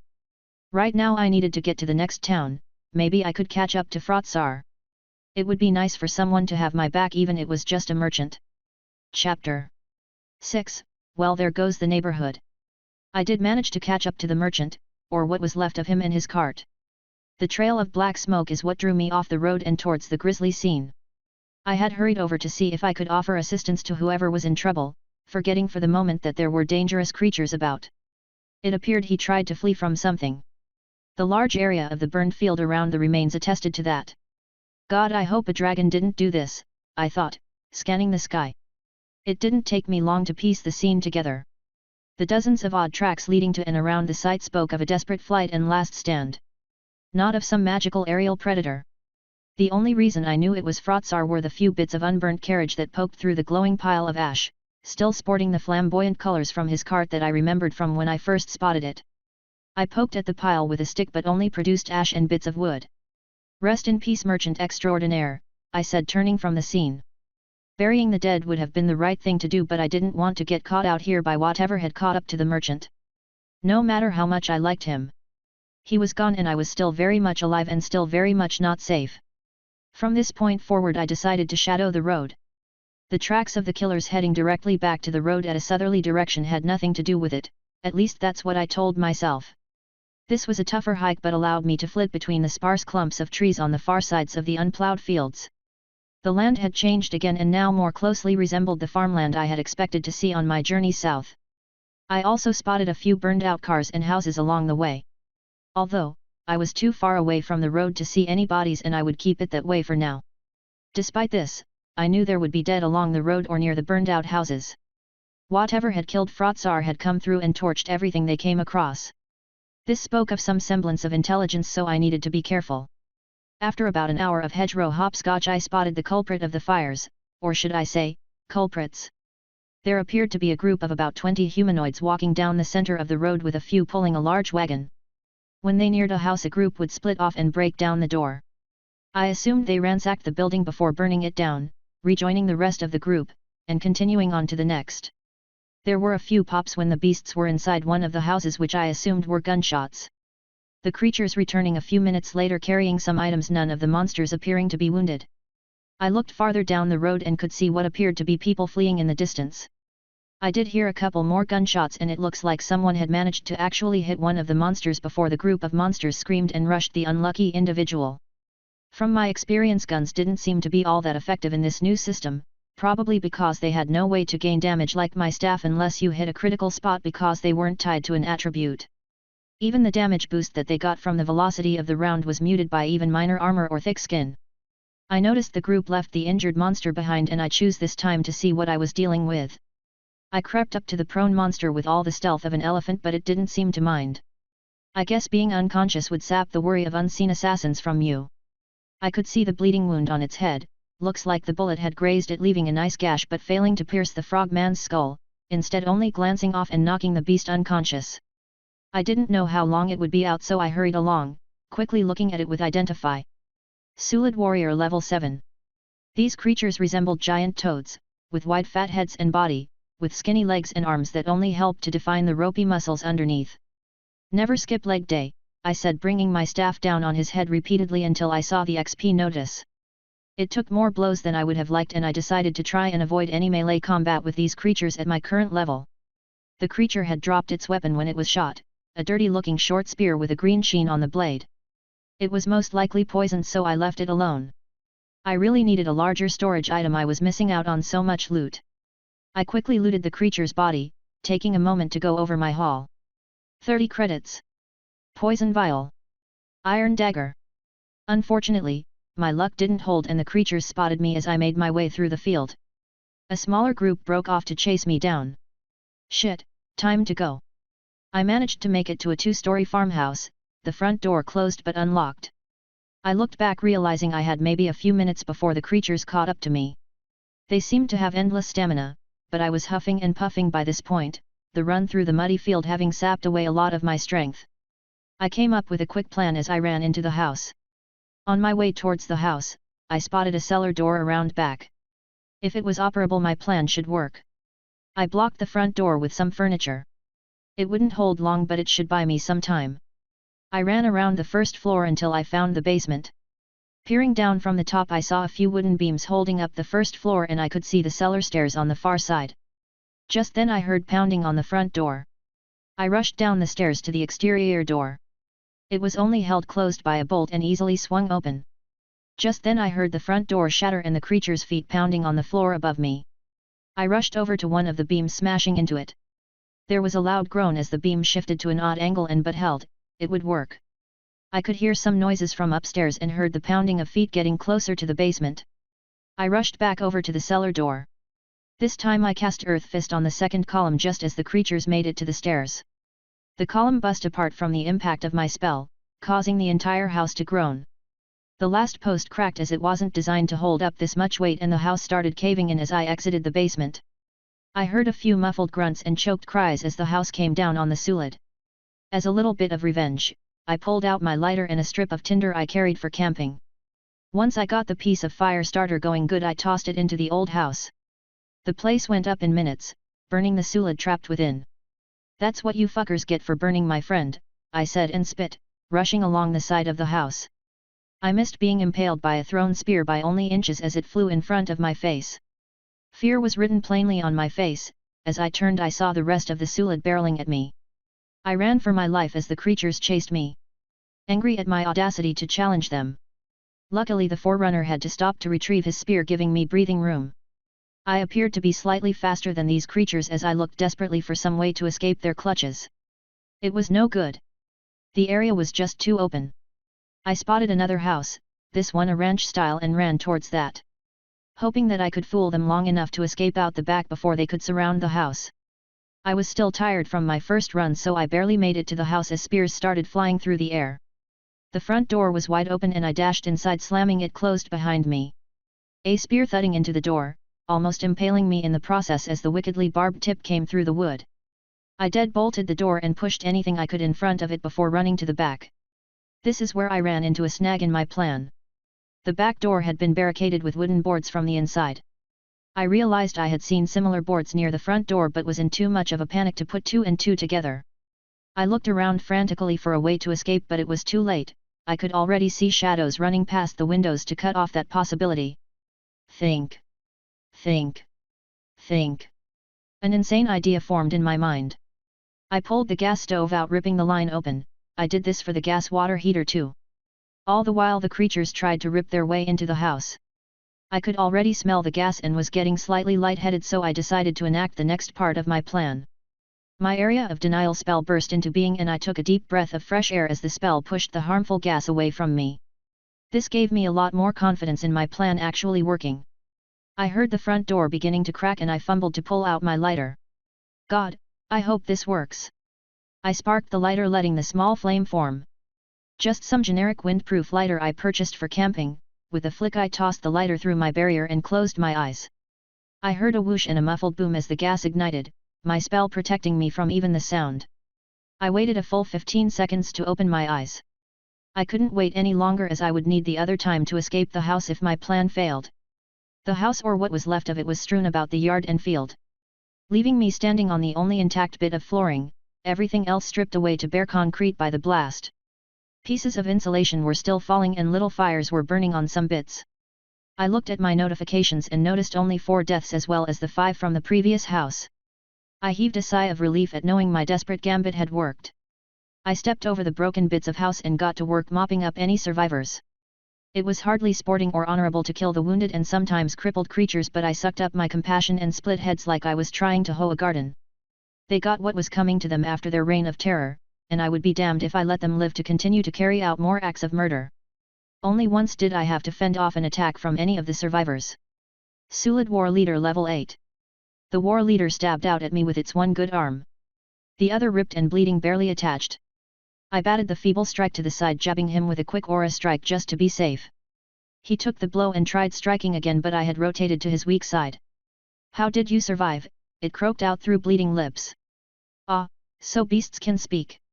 Don't worry Kermit, you won't live long enough to need that information." The War Leader snarled at me and I feigned a lunging strike.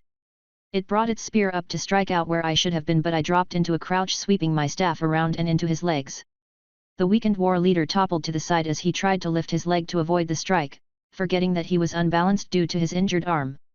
As he fell, I capitalized by slamming my staff down on his head, at the same time I cast Earth Fist from the other side. His head deformed like a dropped watermelon between my staff and the fist, and I got the last notification in a level up. Your blow has done critical combo damage, damage x4. You have reached level 6, modifiers increased by 1. For single-handedly defeating a war party you have earned the title Knight of Retribution. 10% additional damage against evil creatures. Cleanse, cleanses the body of most impurities and diseases. 25m range, cost 20 mana, cooldown 30 SEC. Flurry of blows, you can strike the target with a series of rapid strikes, number of strikes is based on AGI modifier, cost 50 mana, cooldown 1 minute. The cleanse was nice, hopefully, that covered poisons I wouldn't know until I was afflicted. I sure as hell wasn't going to test the theory by stabbing myself with one of the Sulid's weapons. The flurry spell gave me a lot of utility up close. I cast it and jabbed my staff out. The strikes were a blur, but I managed to count 6. I didn't feel quite as in control of the weapon though, so I would need to watch that ability. A quick look around showed no more of the creatures either on the road or within sight, so I got to searching the corpses. I found an additional 150 credits, 3 more poison bottles, and a key. I looked towards the cart on the road that they had been stockpiling the looted items on and made my way over. What I found was a bunch of junk. There were pots and pans, bottles of shampoo, and cleaners. Seriously, what the hell? The only thing of note was a small chest. I stuck the key in and turned the lock. There was a soft click and a sharp pain. I hissed and pulled my hand back. Fuck, that hurt, I said, waving my hand, a drop of blood spilling out from my finger. You have been poisoned. Gee, you think, I said sarcastically to the floating message. Well, I did want to test my skill. I cast cleanse and the little poisoned icon went away. I cast a quick rejuvenate on myself to top up my hit points and decided to refresh all of my abilities that had long cooldowns. This left me with a whopping 5 mana and one hell of a headache. I had never drained my mana this low previously because I only had the one long-term buff before. Okay, note to self, don't drain all my mana in one go. I shook my head as the ache started to clear when my mana regeneration kicked in. I was recovering 3 mana every 2 seconds. Not great but not terrible. I went back to the box and lifted the now unlocked lid. What I found inside was astounding. I didn't even know what to say. I pulled out the remote control for a TV. Are you effing kidding me with this shit? I turned it around, it doesn't even have batteries in it. I screamed as I tossed the useless device into the field. I kicked the cart for good measure, managing to hurt my foot more than the cart, and started back down the road towards the town. Anyone close enough to witness the events would spread stories of the madman that survived a house explosion, killed off 20 high-level monsters and raved like a lunatic as he stomped off into the sunset. Chapter 7, The Town. I crouched behind the burned-out remains of a truck, looking towards the town. It was the first sign that some bad shit had gone down, but not the only one. Number 2 of the POO parade was the roaming groups of armed Sulit and other humanoids I could see. A once thriving community of nearly 14,000 people reduced to roaming mobs of monsters and other things. They say trouble comes in threes, and the third would be the numerous sounds of gunfire in the distance. Well, this is just wonderful, I sighed. Paul, what are you doing? I nearly leaped out of my shoes, and I definitely didn't scream like a little girl when the unknown person managed to sneak up behind me unnoticed. I turned around to see someone I was not expecting to see again. Standing there without a care in the world was the green-skinned merchant extraordinaire. Frotsar? What? How? I saw your corpse, I said in surprise. Apologies, friend Paul, you weren't meant to see that scene. I was forced to abandon my cart and use an illusion scroll to escape the Sulid war party, knowing my shield would not outlast them. I had to keep far off the road. Turns out your people shoot first and ask questions later as well. Then I spotted you heading into town. How did you make it past the war party? I expected them to arrive by now. Well, I finished off the goblins, then went to catch up to you. On my way, I found your burned-out cart. As I approached the town, I ran into the same group that attacked you and had to fight them off. With a bit of luck on my side, I managed to catch them in a trap, killing them all. Well, I'm unsure how to respond. Thank you for dealing with that threat, but you shouldn't put yourself in such dangerous conditions. You may also want to buy a skill to see through illusions. I would sell you one myself, but alas, I cannot access the majority of my wares until I can gain access to the bazaar. The bazaar? I asked, deciding to wave away the merchant's concerns over my safety. Ah yes, forgive my forgetfulness. The bazaar is the system market where all worlds can trade amongst all others. The building only appears in certain cities, which is why I still have a job. I buy items from the bazaar and sell them amongst cities that cannot or do not have access to this resource. My cart only contained a small selection of items I was bringing to a city up north in my previous world. The wares I was carrying were based on what those towns normally bought in the past. The loss of such goods will be a blow, but I will survive and recover. Not sure this town will have a bazaar, I said as I looked over the hood of the car. I could see some fighting in the distance. I am not even sure this town is safe to enter. The merchant glanced in the distance and pointed, there are royal guard soldiers, they should be able to quell the fighting and bring stability to this area in short order. Or at least provide us with some place safe for the night. I looked to where he was pointing, but the distance was too far for me to make out the individuals he was referring to. Your perception must be higher than mine. Who are these royal guards? They come from the previous world I was part of, it seems they have been transported as well. If I'm not mistaken, I see the tower of the barracks in the distance. The whole building must have been transposed to your world. The system likes to do things like that. I suggest we make our way there for some safety. Frotsar looked me up and down. You have become much stronger since we parted ways, but what happened to your armor?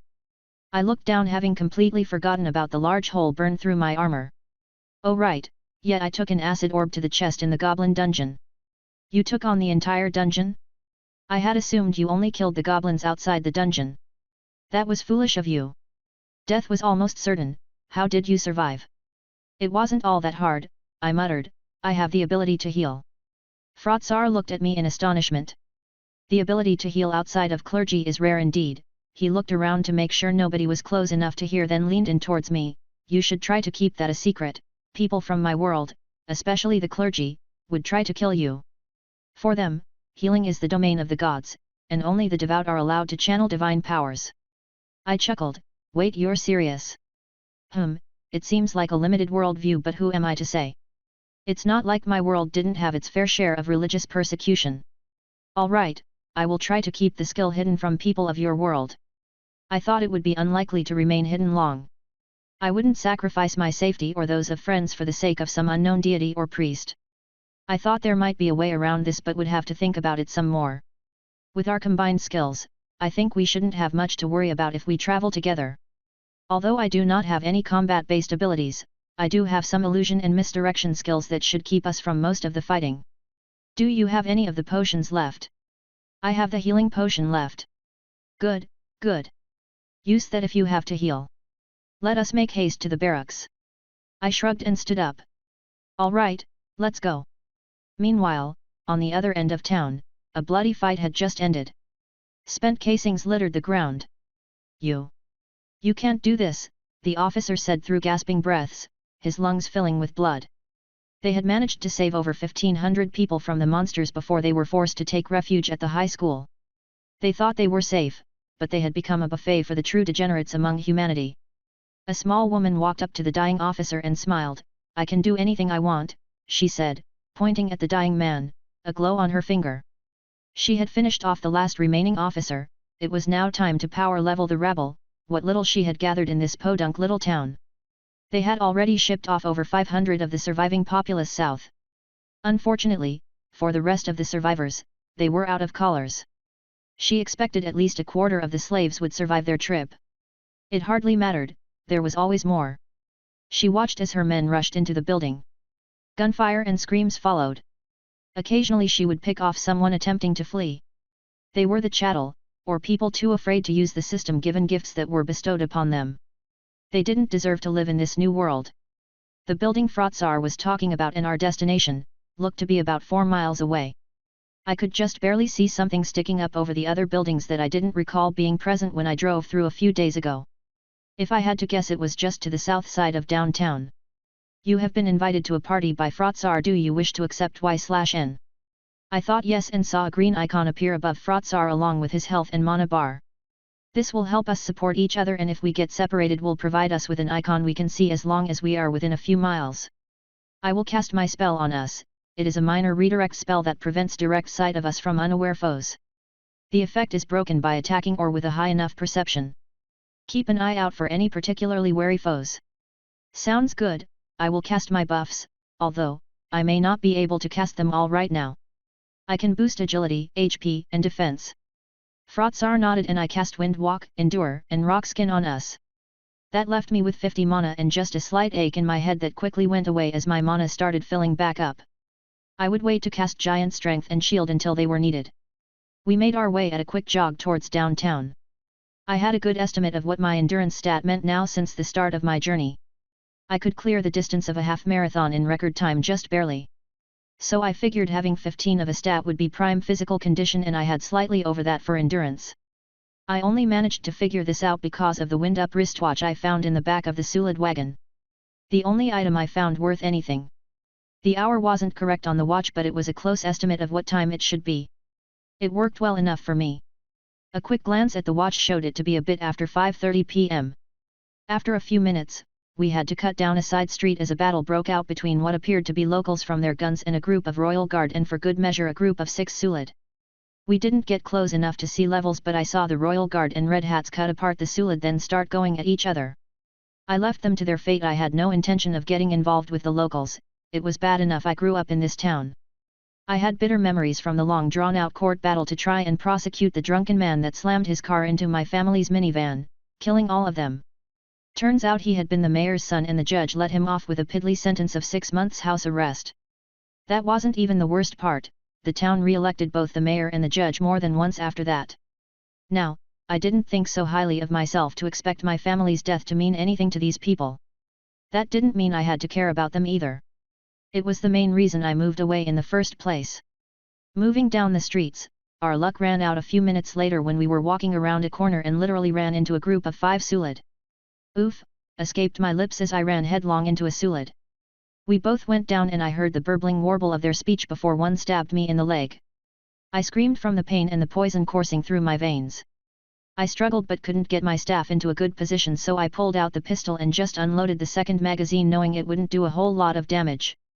I was right, it didn't kill the creature but it did force him back giving me enough time to get to my feet and face off against the 3. What I found odd was the fact that they were all looking at different me's. I silently thanked Frotsar for the assist as he remained well behind me. Using the brief pause I checked out their levels. Sulid Warriors level 8. Sulid Brutalizer level 10. I took a step back on my good leg while casting Rejuvenate making sure to avoid putting too much pressure on my wounded leg. I knew Frotsar told me not to use healing in public but the spell didn't give off any telltale signs so I figured it was safe enough to use here. I would cast Cleanse as well but that spell produced a glow. I could use this injury to my advantage, the Sulid probably figuring I was worse off than I was as the wound was already closing. I took another step back and all 3 leaped together to try and spear their respective me as I landed on what they thought was my bad leg. The leg was still sore but it held up as I pivoted out of the path of the spear and cast Flurry of Blows catching the surprised Sulid off guard. The effect of the spell was even more pronounced against an actual target than my earlier test. My staff shot out in a blur 6 times catching the creature in the face and chest. Blood and viscera splashed across me as my third strike ripped through the creature's skin striking deep into its chest causing it to collapse in a heap dead. Before the other 2 Sulid could take advantage of the fact that they knew which image was the real me, I smashed the one to my right with an earth fist to its knee causing it to face plant the ground. I parried a stab from the one on the left and took another step back, the pain only a dull ache now, casting Giant Strength. This caused me to take another stab but it hit my armor only causing minor damage since I was still poisoned from before. I kicked out at the creature but he was quick to hop back out of range. My battle lust was in full swing. No, Pepette, you come back here, I said, rushing forward. I cast Aura Strike on my staff and went at him with abandon. My staff was a blur of strikes, thrusts and spins. He was able to dodge most of them with ease until I finally managed to land one strike to his hip. It wasn't a strong strike but it applied the debuff effect I had been waiting for. Paul, behind you. I threw myself to the side missing the fatal blow from the other downed enemy but wasn't fast enough to avoid the strike completely. I rolled back to my feet and jammed the healing potion into my leg. My heart pumping wildly as adrenaline and poison flowed through my veins. I tried casting Rejuvenate again but it was still on cooldown. I could feel myself slowing due to the damn poison and I risked casting Cleanse knowing they would come at me when they saw the spell go off. One did rush towards me, the other dropped over dead as a burst of bluish-green blasts came from Frotsar's direction. This also pulled the last remaining Sulid's attention just long enough for me to hit him with a quick jab to the throat. Critical strike, you have crushed Sulid Brutalizer's windpipe, suffocating. I had decided to add disabling strikes to my pop-up messages so I could know the effect and capitalize. This one was pretty easy to see. The creature dropped its spear and clawed at its throat trying to get air. I lifted my staff over my head and with all the strength I could muster brought it down with a loud crack and squelch as liquid dribbled out of the creature's ears and its eyes rolled back in its head. Critical strike, you have crushed Sulid Brutalizer's skull, brain damaged. How are you not dead? I said in surprise. One more strike across the head was enough to finish the creature off. Level 10s have a lot of health, I muttered, forgetting Frotzar was here. This one certainly did, must have had a high endurance or some other boosting spell. I just grunted in acknowledgement. What did you hit that one with? I said, pointing to the one with burns all over it. Frotzar pulled out what looked like a pistol and waved it for me to see. Mana pistol, he said simply.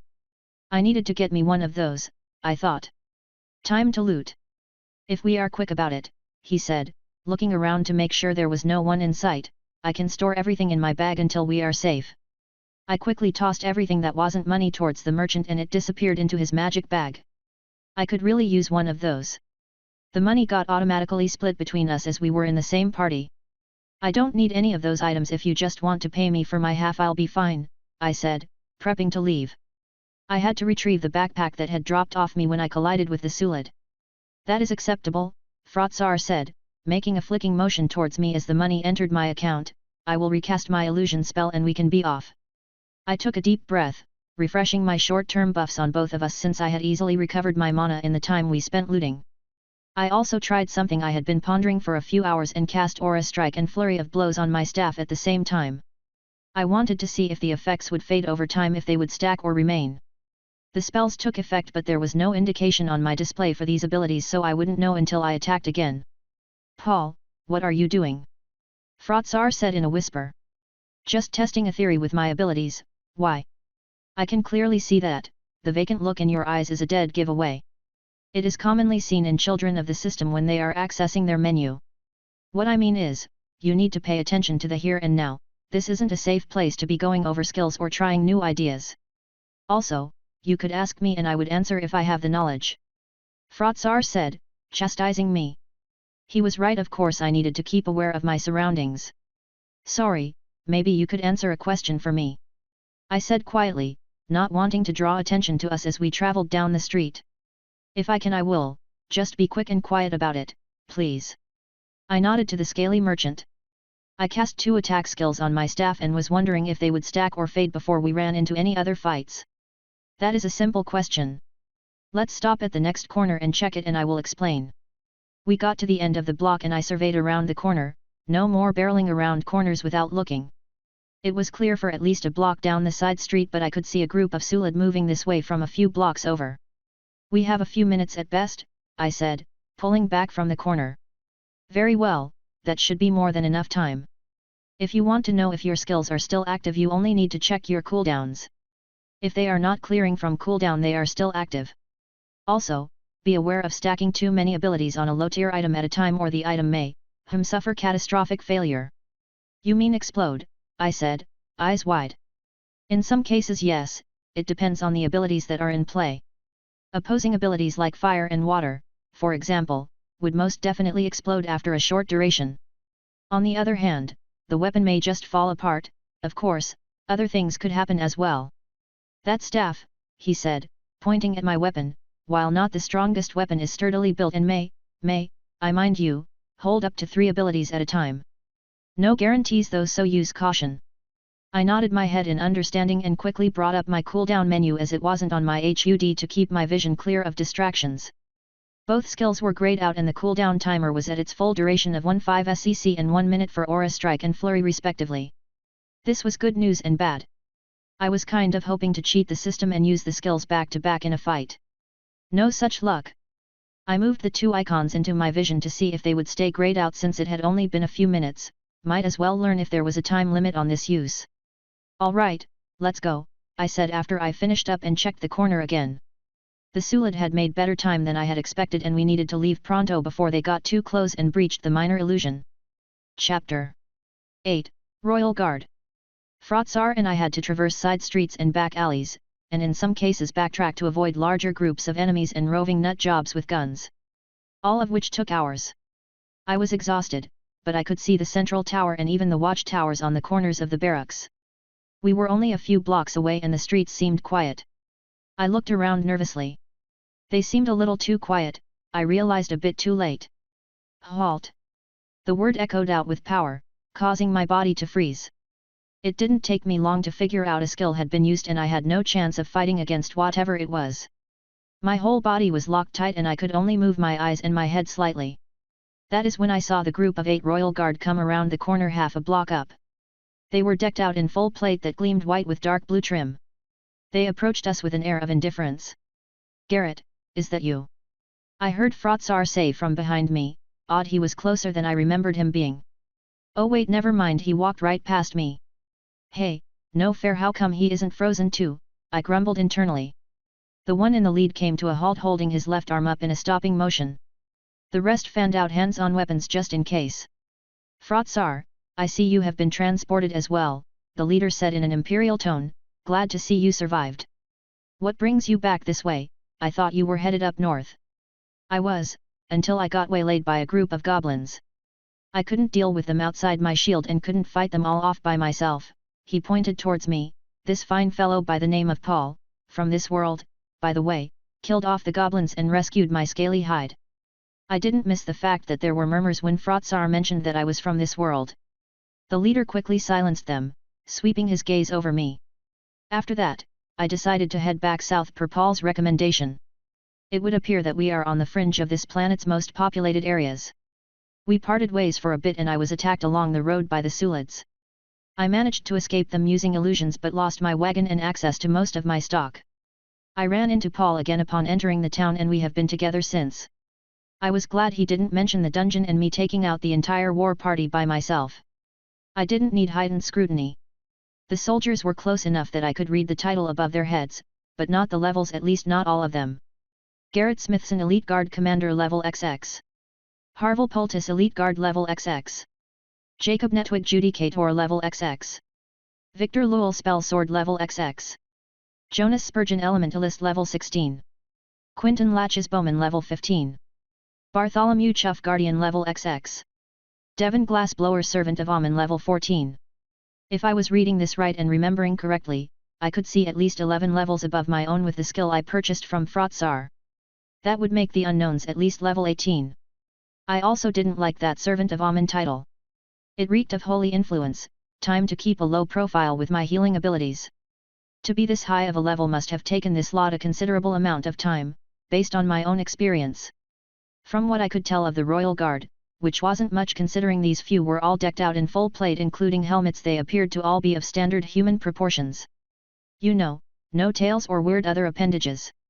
Yes, these Sulid are a bothersome bunch, no more so than the natives, he said, pointedly looking at me when he said that. I would have shrugged and agreed with him. We Americans could be right judgmental pricks to outsiders.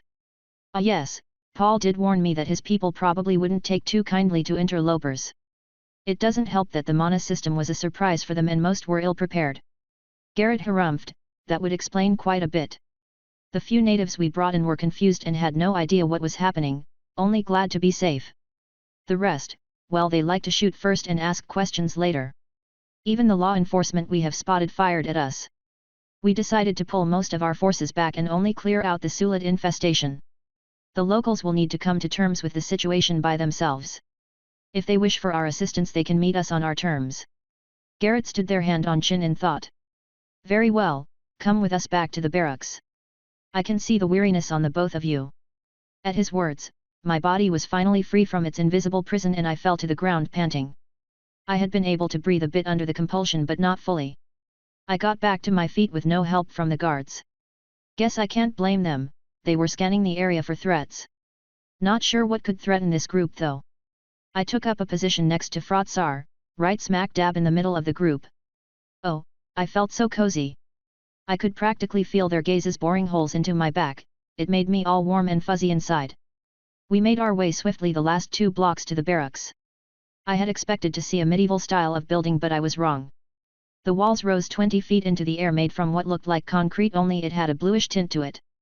The central arched gateway had 2 portcullises made from a bronze-colored metal. I somehow doubted it was something as mundane as bronze or steel. This was backed on both ends by a huge 2-inch thick wooden door, with the wood grain so dense I could hardly see the pattern as I passed within a few feet of the massive frames. Men stood atop the ramparts and corner towers keeping a diligent watch on the surroundings. Occasionally I could see a burst of light from the wall as some sort of spell or ability was used. Here is where I have to leave you and your friend. Quinton Latches here can show you to a bunk and where to get a meal, Garrett said, motioning Quinton forward. We don't have much in the way of amenities, so you will have to make do with what we can offer, he said briskly. Nonsense, Commander Garrett, whatever you can offer us is more than reasonable. Thank you again for taking us weary travelers in. This was when I got my first good look at the commander as he removed his helmet. He looked like a grizzled human in his early 40s if I had to guess.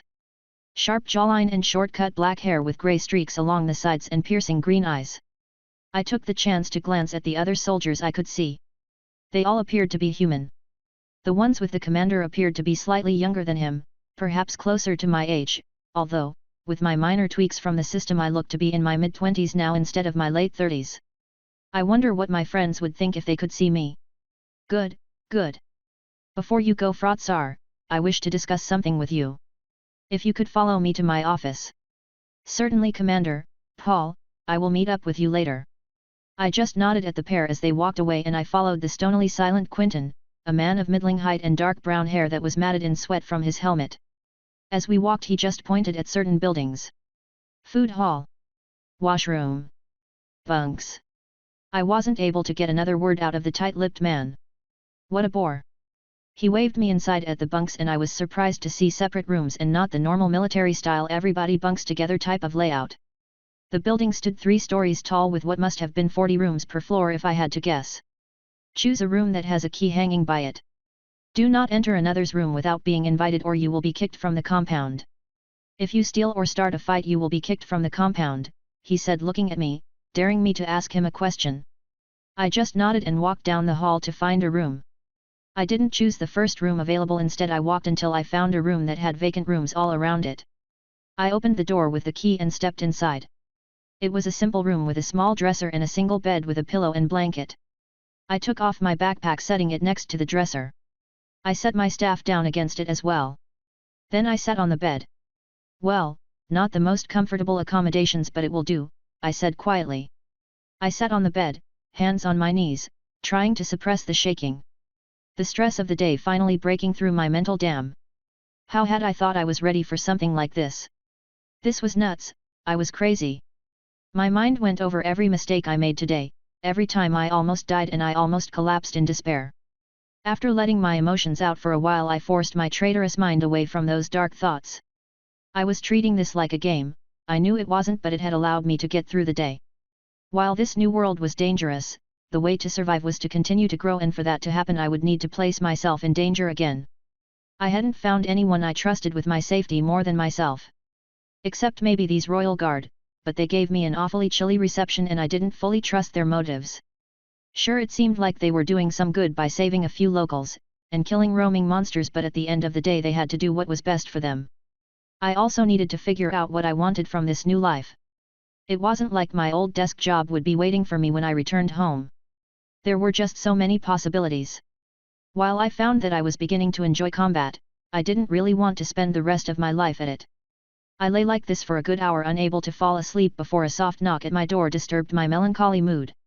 Just a minute, I said, casting a quick rejuvenate on myself to clear any redness from my face. The spell did make me feel better. I stood up and straightened my bedraggled shirt, wondering why I bothered, because I was still sporting the hole in the center of it. I should have changed clothes. I had 2 sets in my bag from my camping trip. Oh well, it would have to wait. I went over and opened the door. "Ah, greetings, Paul," Frotsar said in delight. "Would you care to grab some food with me? If you would like, I can give you some time to clean and change," he said, glancing down at my attire and wrinkling his nostrils. "Sure, yeah, that would be for the best. Do you want me to meet you at the food hall?" "That would be fine, see you in 20 minutes. "Sounds doable, see you then." Frotsar smiled and walked back down the hallway. I accessed my inventory, grabbing my camping soaps, a change of clothes and my towel. "Never leave home without my trusty towel," I said to myself, thinking of one of my favorite books. I cleaned up in record time, having ice-cold water to wash with will do that for you, and went to meet Frotsar. I found the merchant waiting outside the food hall chatting with a few people.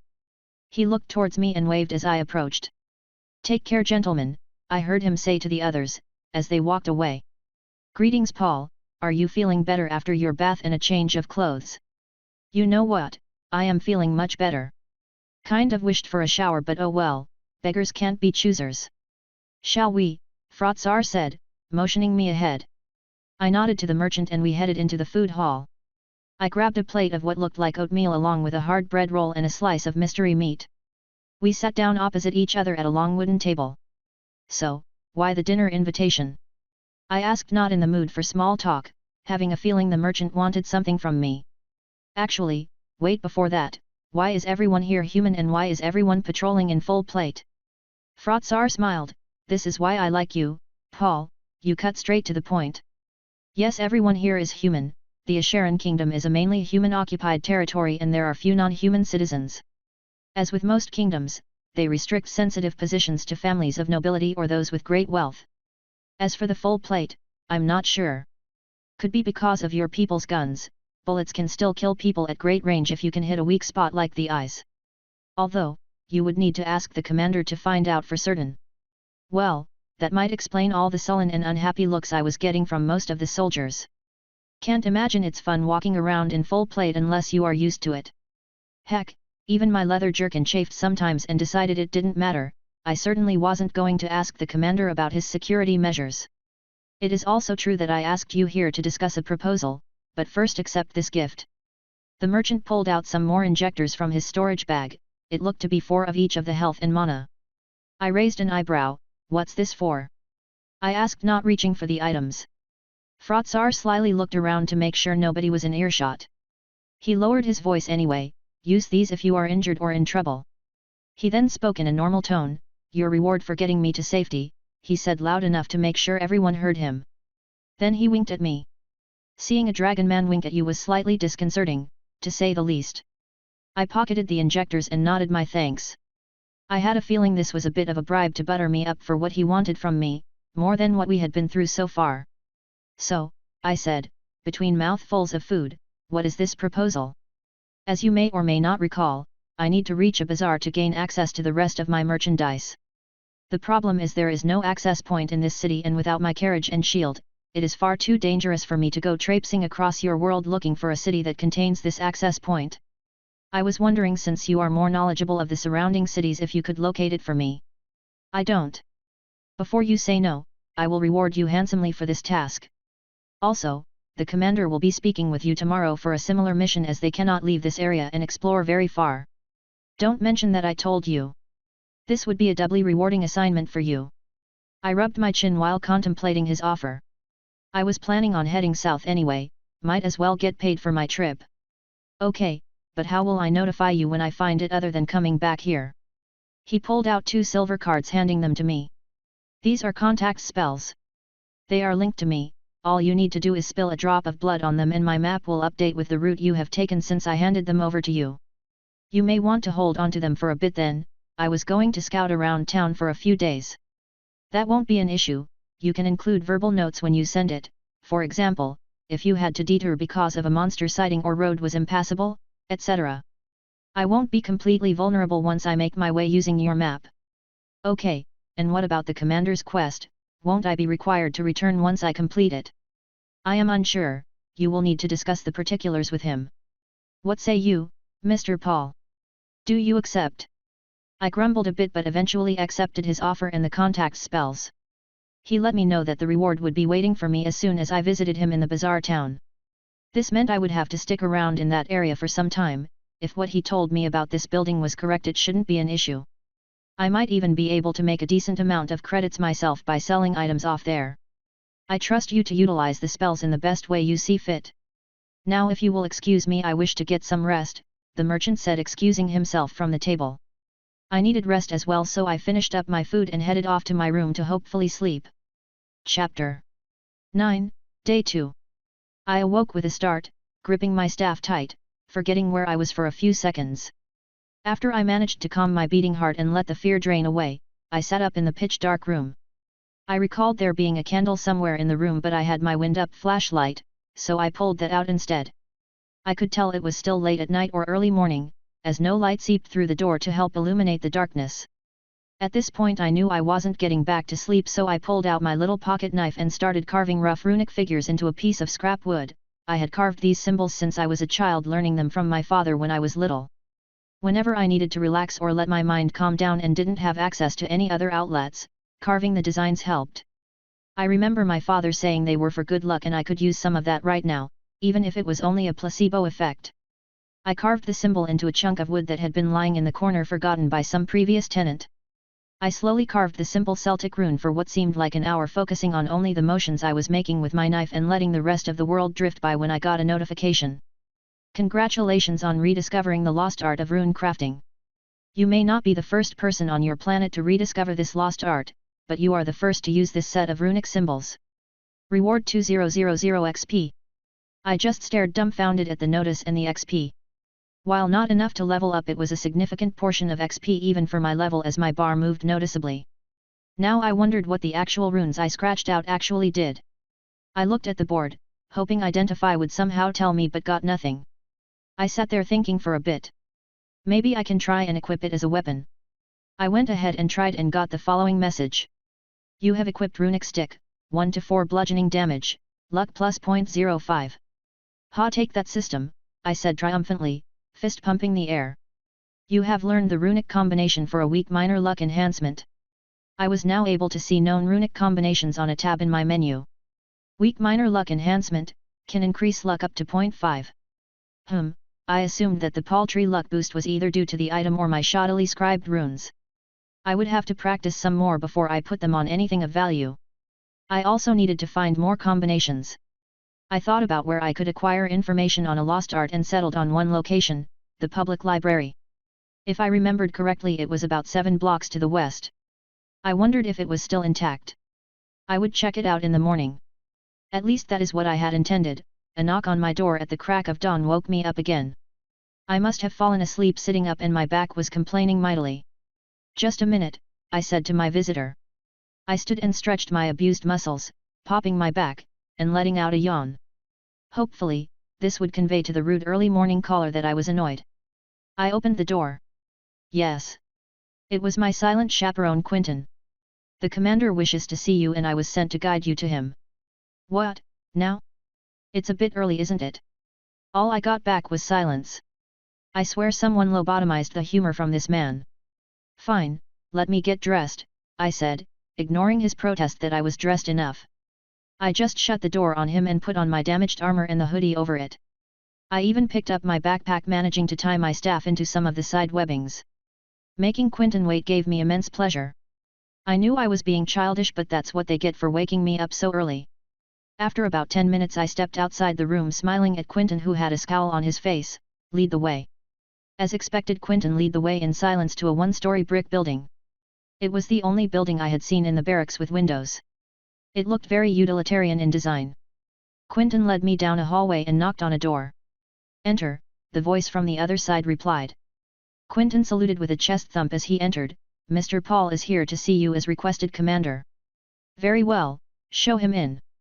I rolled my eyes at the pomp and entered the room after he waved me inside. He closed it behind him as he left. Have a seat, Mr. Paul, the commander said, motioning me to a seat across from his desk. It's just Paul, I reiterated, sitting down in the offered chair after I set my backpack off to the side. The man just glared at me and I decided to keep my mouth closed. I have asked you here today to see if you would be willing to perform a task for the Royal Guard, that as a native you are uniquely suited towards. As you are likely aware, the locals in the area are not inclined towards assisting us and in most cases are outright hostile towards my men. I nodded, guessing that most people in this town saw them as invaders, and if it's one thing Americans couldn't stand was someone trying to tell them what they could or could not do. Even though this was what our government and law enforcement did daily. Hey, I never said we were smart people. What we require is a resupply and a way to contact our home. Why not use a message scroll? I asked, confused. We have sent a message back to our leaders, but without knowing where we were we can't tell them how to retrieve us. To accomplish this goal we need to reach the bazaar where we can acquire our spatial coordinates to provide this to our leadership. I noticed he didn't mention what they would do with this information, and to be honest I didn't care. I couldn't afford to stay in this town, and if the people wanted to be petulant, at those at least trying to help, they only had themselves to blame. Of course, the Royal Guard could end up turning this area into their territory, and that might not be all that bad. I thought that unlikely though, as I remembered Frotsar saying it was expensive to transport people. So if they really wanted to control the area, they would have to recruit locals to help out. For example, like they were trying to do with me right now. Okay, so what do you need me for? Your knowledge of the countryside and cities mostly, but also as a guide for one of my men so they can access the bazaar and secure the information I require. And what's in it for me? I could say my gratitude would be sufficient compensation, but I don't think you would accept that, as it seems your world was quite materialistic. I choked out a laugh. Spare me your haughty indignation, we both know our respective worlds run on currency and trade, which wouldn't exist without both sides being materialistic. Very well, upon completion of your mission, you will receive 1,500 credits. I assume this is sufficient for your needs. The commander said snidely.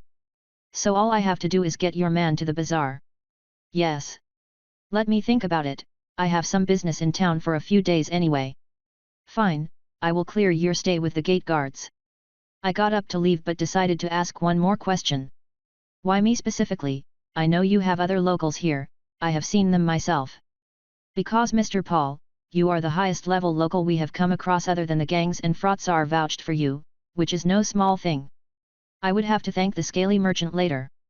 Then my mind registered what else he said. Wait, what gangs? I thought it odd that gangs had magically appeared on the very first day of the system.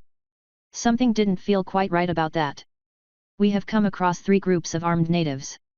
They are antagonistic towards each other and us. Some of them have reached level 11, from our last scouting report yesterday.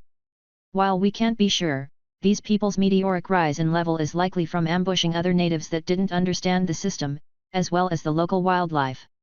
I don't know of any other way to gain levels that quickly, other than killing sentient beings. Since they give a larger chunk of experience. I had a distinct feeling he was talking from experience on that one. I would have had you executed for murder, if not for Frotsar's adamants that you harmed no civilians. Although, I would still like to know how you leveled to 6 by yourself in only a day, Mr. Mantra Enchanter. The commander's words left a chill down my spine as I left his office. I did not doubt that the man would have cut me down in an instant if he thought I was going around killing civilians to power level. Even the thought of doing that made me sick.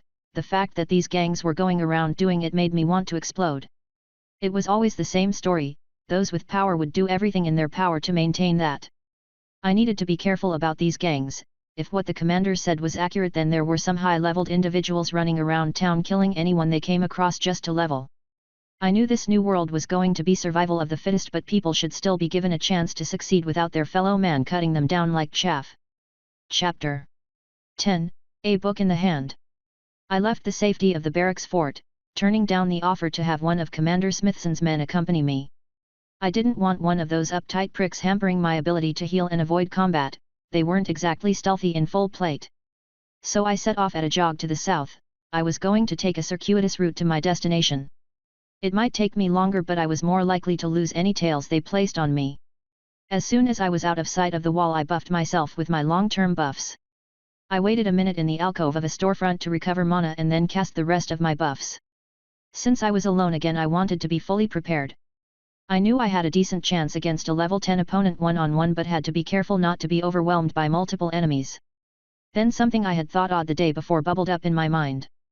All of the groups Frotsar and I had come across had been small 3 to 6 individuals at most. The only group larger had been the commanders at 8. I wondered if this had to do with some limit of the system and group size. It was the only thing that made sense, otherwise having a large force to steamroll any opposition would be preferable. I could imagine the commander having some ability to increase group size, that, and the war party leader. I would have to ask Frotsar about it when I returned. I ran into my first obstacle a few blocks from the barracks when a group of armed humans came around the next corner. One pointed at me and yelled for me to stay where I was. Yeah, fat chance of that happening. I booked it back down the street I came from and the a-holes started shooting at me. I guess that answered the question I had in my head. It seems like this group was one of the gangs. The matching black armbands were another giveaway. There were only 3 of them, but I wasn't here to fight the locals and I hoped they would give up. I rounded the corner just as a shot hit me in the side, lancing through me like a hot poker. I winced from the thankfully muted pain and swore but kept on going, casting rejuvenate on myself as I ducked behind a dumpster. The wound wasn't fatal, but it was enough to slow me down, allowing the men time to catch up. Knowing I wasn't going to be able to outrun them now, I made a choice I had been dreading. No sane person ever wants to fight and kill another human, but I wasn't about to lay down and die either. As they had thrown the first stone, so to speak, I wouldn't hold back. While these men had range on me, if they only used guns they would not have the damage. I checked my combat log, seeing that the bullet only hit me for 12 damage, even though it passed through completely, and that was from a rifle. Of course, I had my leather armor, rock skin, and shield all working towards reducing the damage. That didn't really matter though, as they could be level 20 and that damage would never scale. I recast my flurry and aura strike as the spells had faded when I swapped my weapon out last night. I would have to remember to see if there was a time limit again. I didn't have to wait long for my pursuers to appear. I could hear one barking orders as I crouched behind the dumpster, still hoping they would just leave. Find that asshole, he couldn't have gone far, should be an easy kill if he is alone.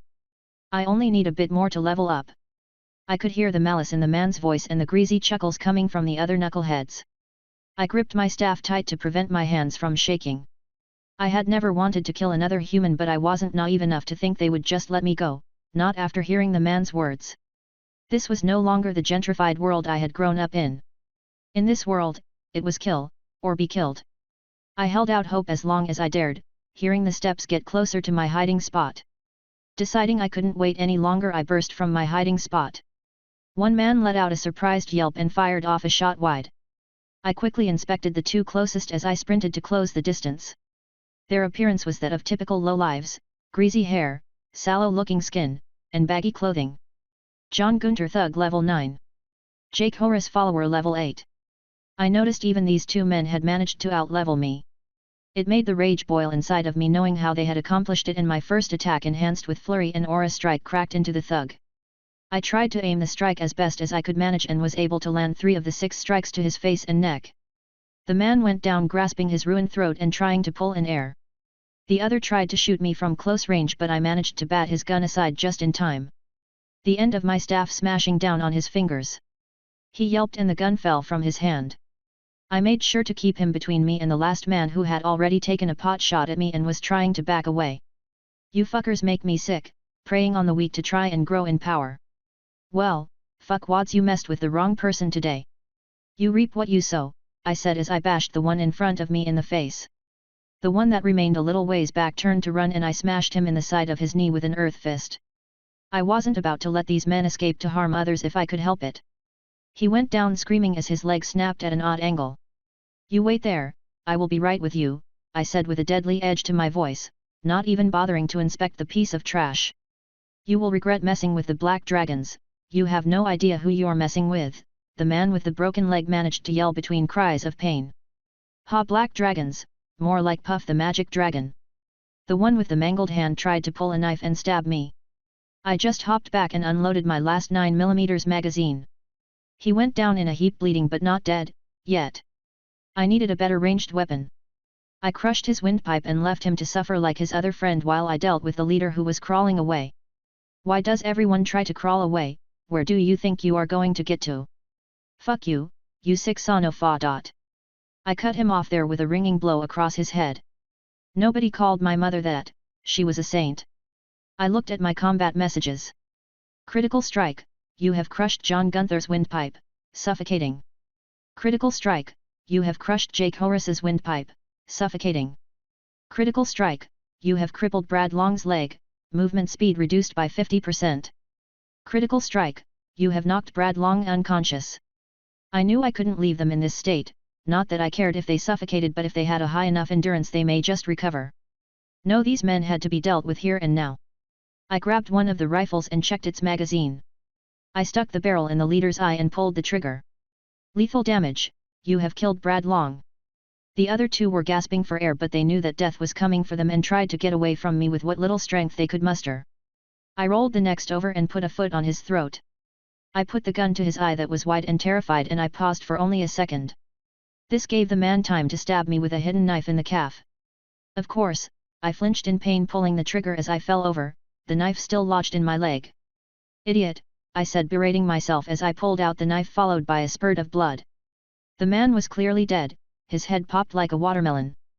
I took the time to use one of the healing items I got from Frotsar. The knife having done a significant amount of damage, and I thought it may have hit a vein as there was a lot of blood. Lethal damage, you have killed Jake Horace. It looks like the last man had fallen unconscious from lack of air while I recovered, and I repeated my steps from the previous two. Lethal damage, you have killed John Gunter. Was that necessary? A silky man's voice said from behind me. I quickly turned my head, seeing one of the royal guards. Remembering his name was Victor Lowell, I nodded. I also noticed he wasn't wearing full plate armor today. Instead, the wiry-looking man was wearing supple leather armor, that seemed to blend into the surroundings. I guess it might be hard to sneak around in full plate, I thought with a chuckle. You know what they did to gain these levels? Yes, I am aware of our suspicions. Do you disagree with my actions? No, had I been free to act against them I would have cut them down without a second thought. Then what is the problem? I almost yelled at the guard. Your attacks are wasteful and crude. Had you a proper teacher they would have died much sooner. Perhaps their suffering is a fitting punishment for the suffering they caused to so many others. Why are you here anyway? Is the commander trying to protect his investment? Something like that, the man said calmly. I just got up and looted the bodies, my wounds healed from the health injector. I found a few hundred credits, a couple of decent knives that I stored away, and I took one of the rifles that had the most ammo for it. It wasn't much, maybe 20 rounds. I would prefer a pistol, but this would have to do for now. Tell the commander I appreciate his assistance, but I don't need a nanny. Victor just smiled and walked off. I doubt he went away. The man seemed to disappear into thin air, leaving only a hazy outline that I soon lost track of. I grumbled at my unwanted shadow and picked up my gear to continue my journey. My mind now fixated on the fact that I killed a fellow human being. This is what the world had forced me to become, a killer. The rest of the trip was mostly uneventful except for another run-in with a group of 5 low-level Sulid. I took them down with ease and kept only the handful of coins they had been carrying, leaving the rest behind. Finally, I could see the library, and it appeared to be intact. Unlike some of the other purely wooden buildings that had been burnt down in the previous days fighting, the library with its stone and brick facade had weathered the fighting with only minor damage. I could see a few bullet holes in a broken window or two. Nothing overly concerning as I made my way to the front of the building. I tried the door and it was still locked tight, the glass still intact. I hated to just break in but had no real other choices. I took my staff and broke out one of the skinny floor-to-ceiling glass windows that were on the outside of the doors. This was surprisingly more difficult than I had imagined, as the glass seemed to be tempered and was triple-paned. After about 5 minutes I managed to clear all of the shards from the opening. Tossing my backpack through, I entered behind it, staff in hand and ready in case some creature or gang member had found another way into the building, not that I expected them to value a library very highly. Nothing came to greet me as I waited. I decided to take out the flashlight and after a quick wind-up shed some light on the dark interior of the building and made my way down the hall and into the library proper.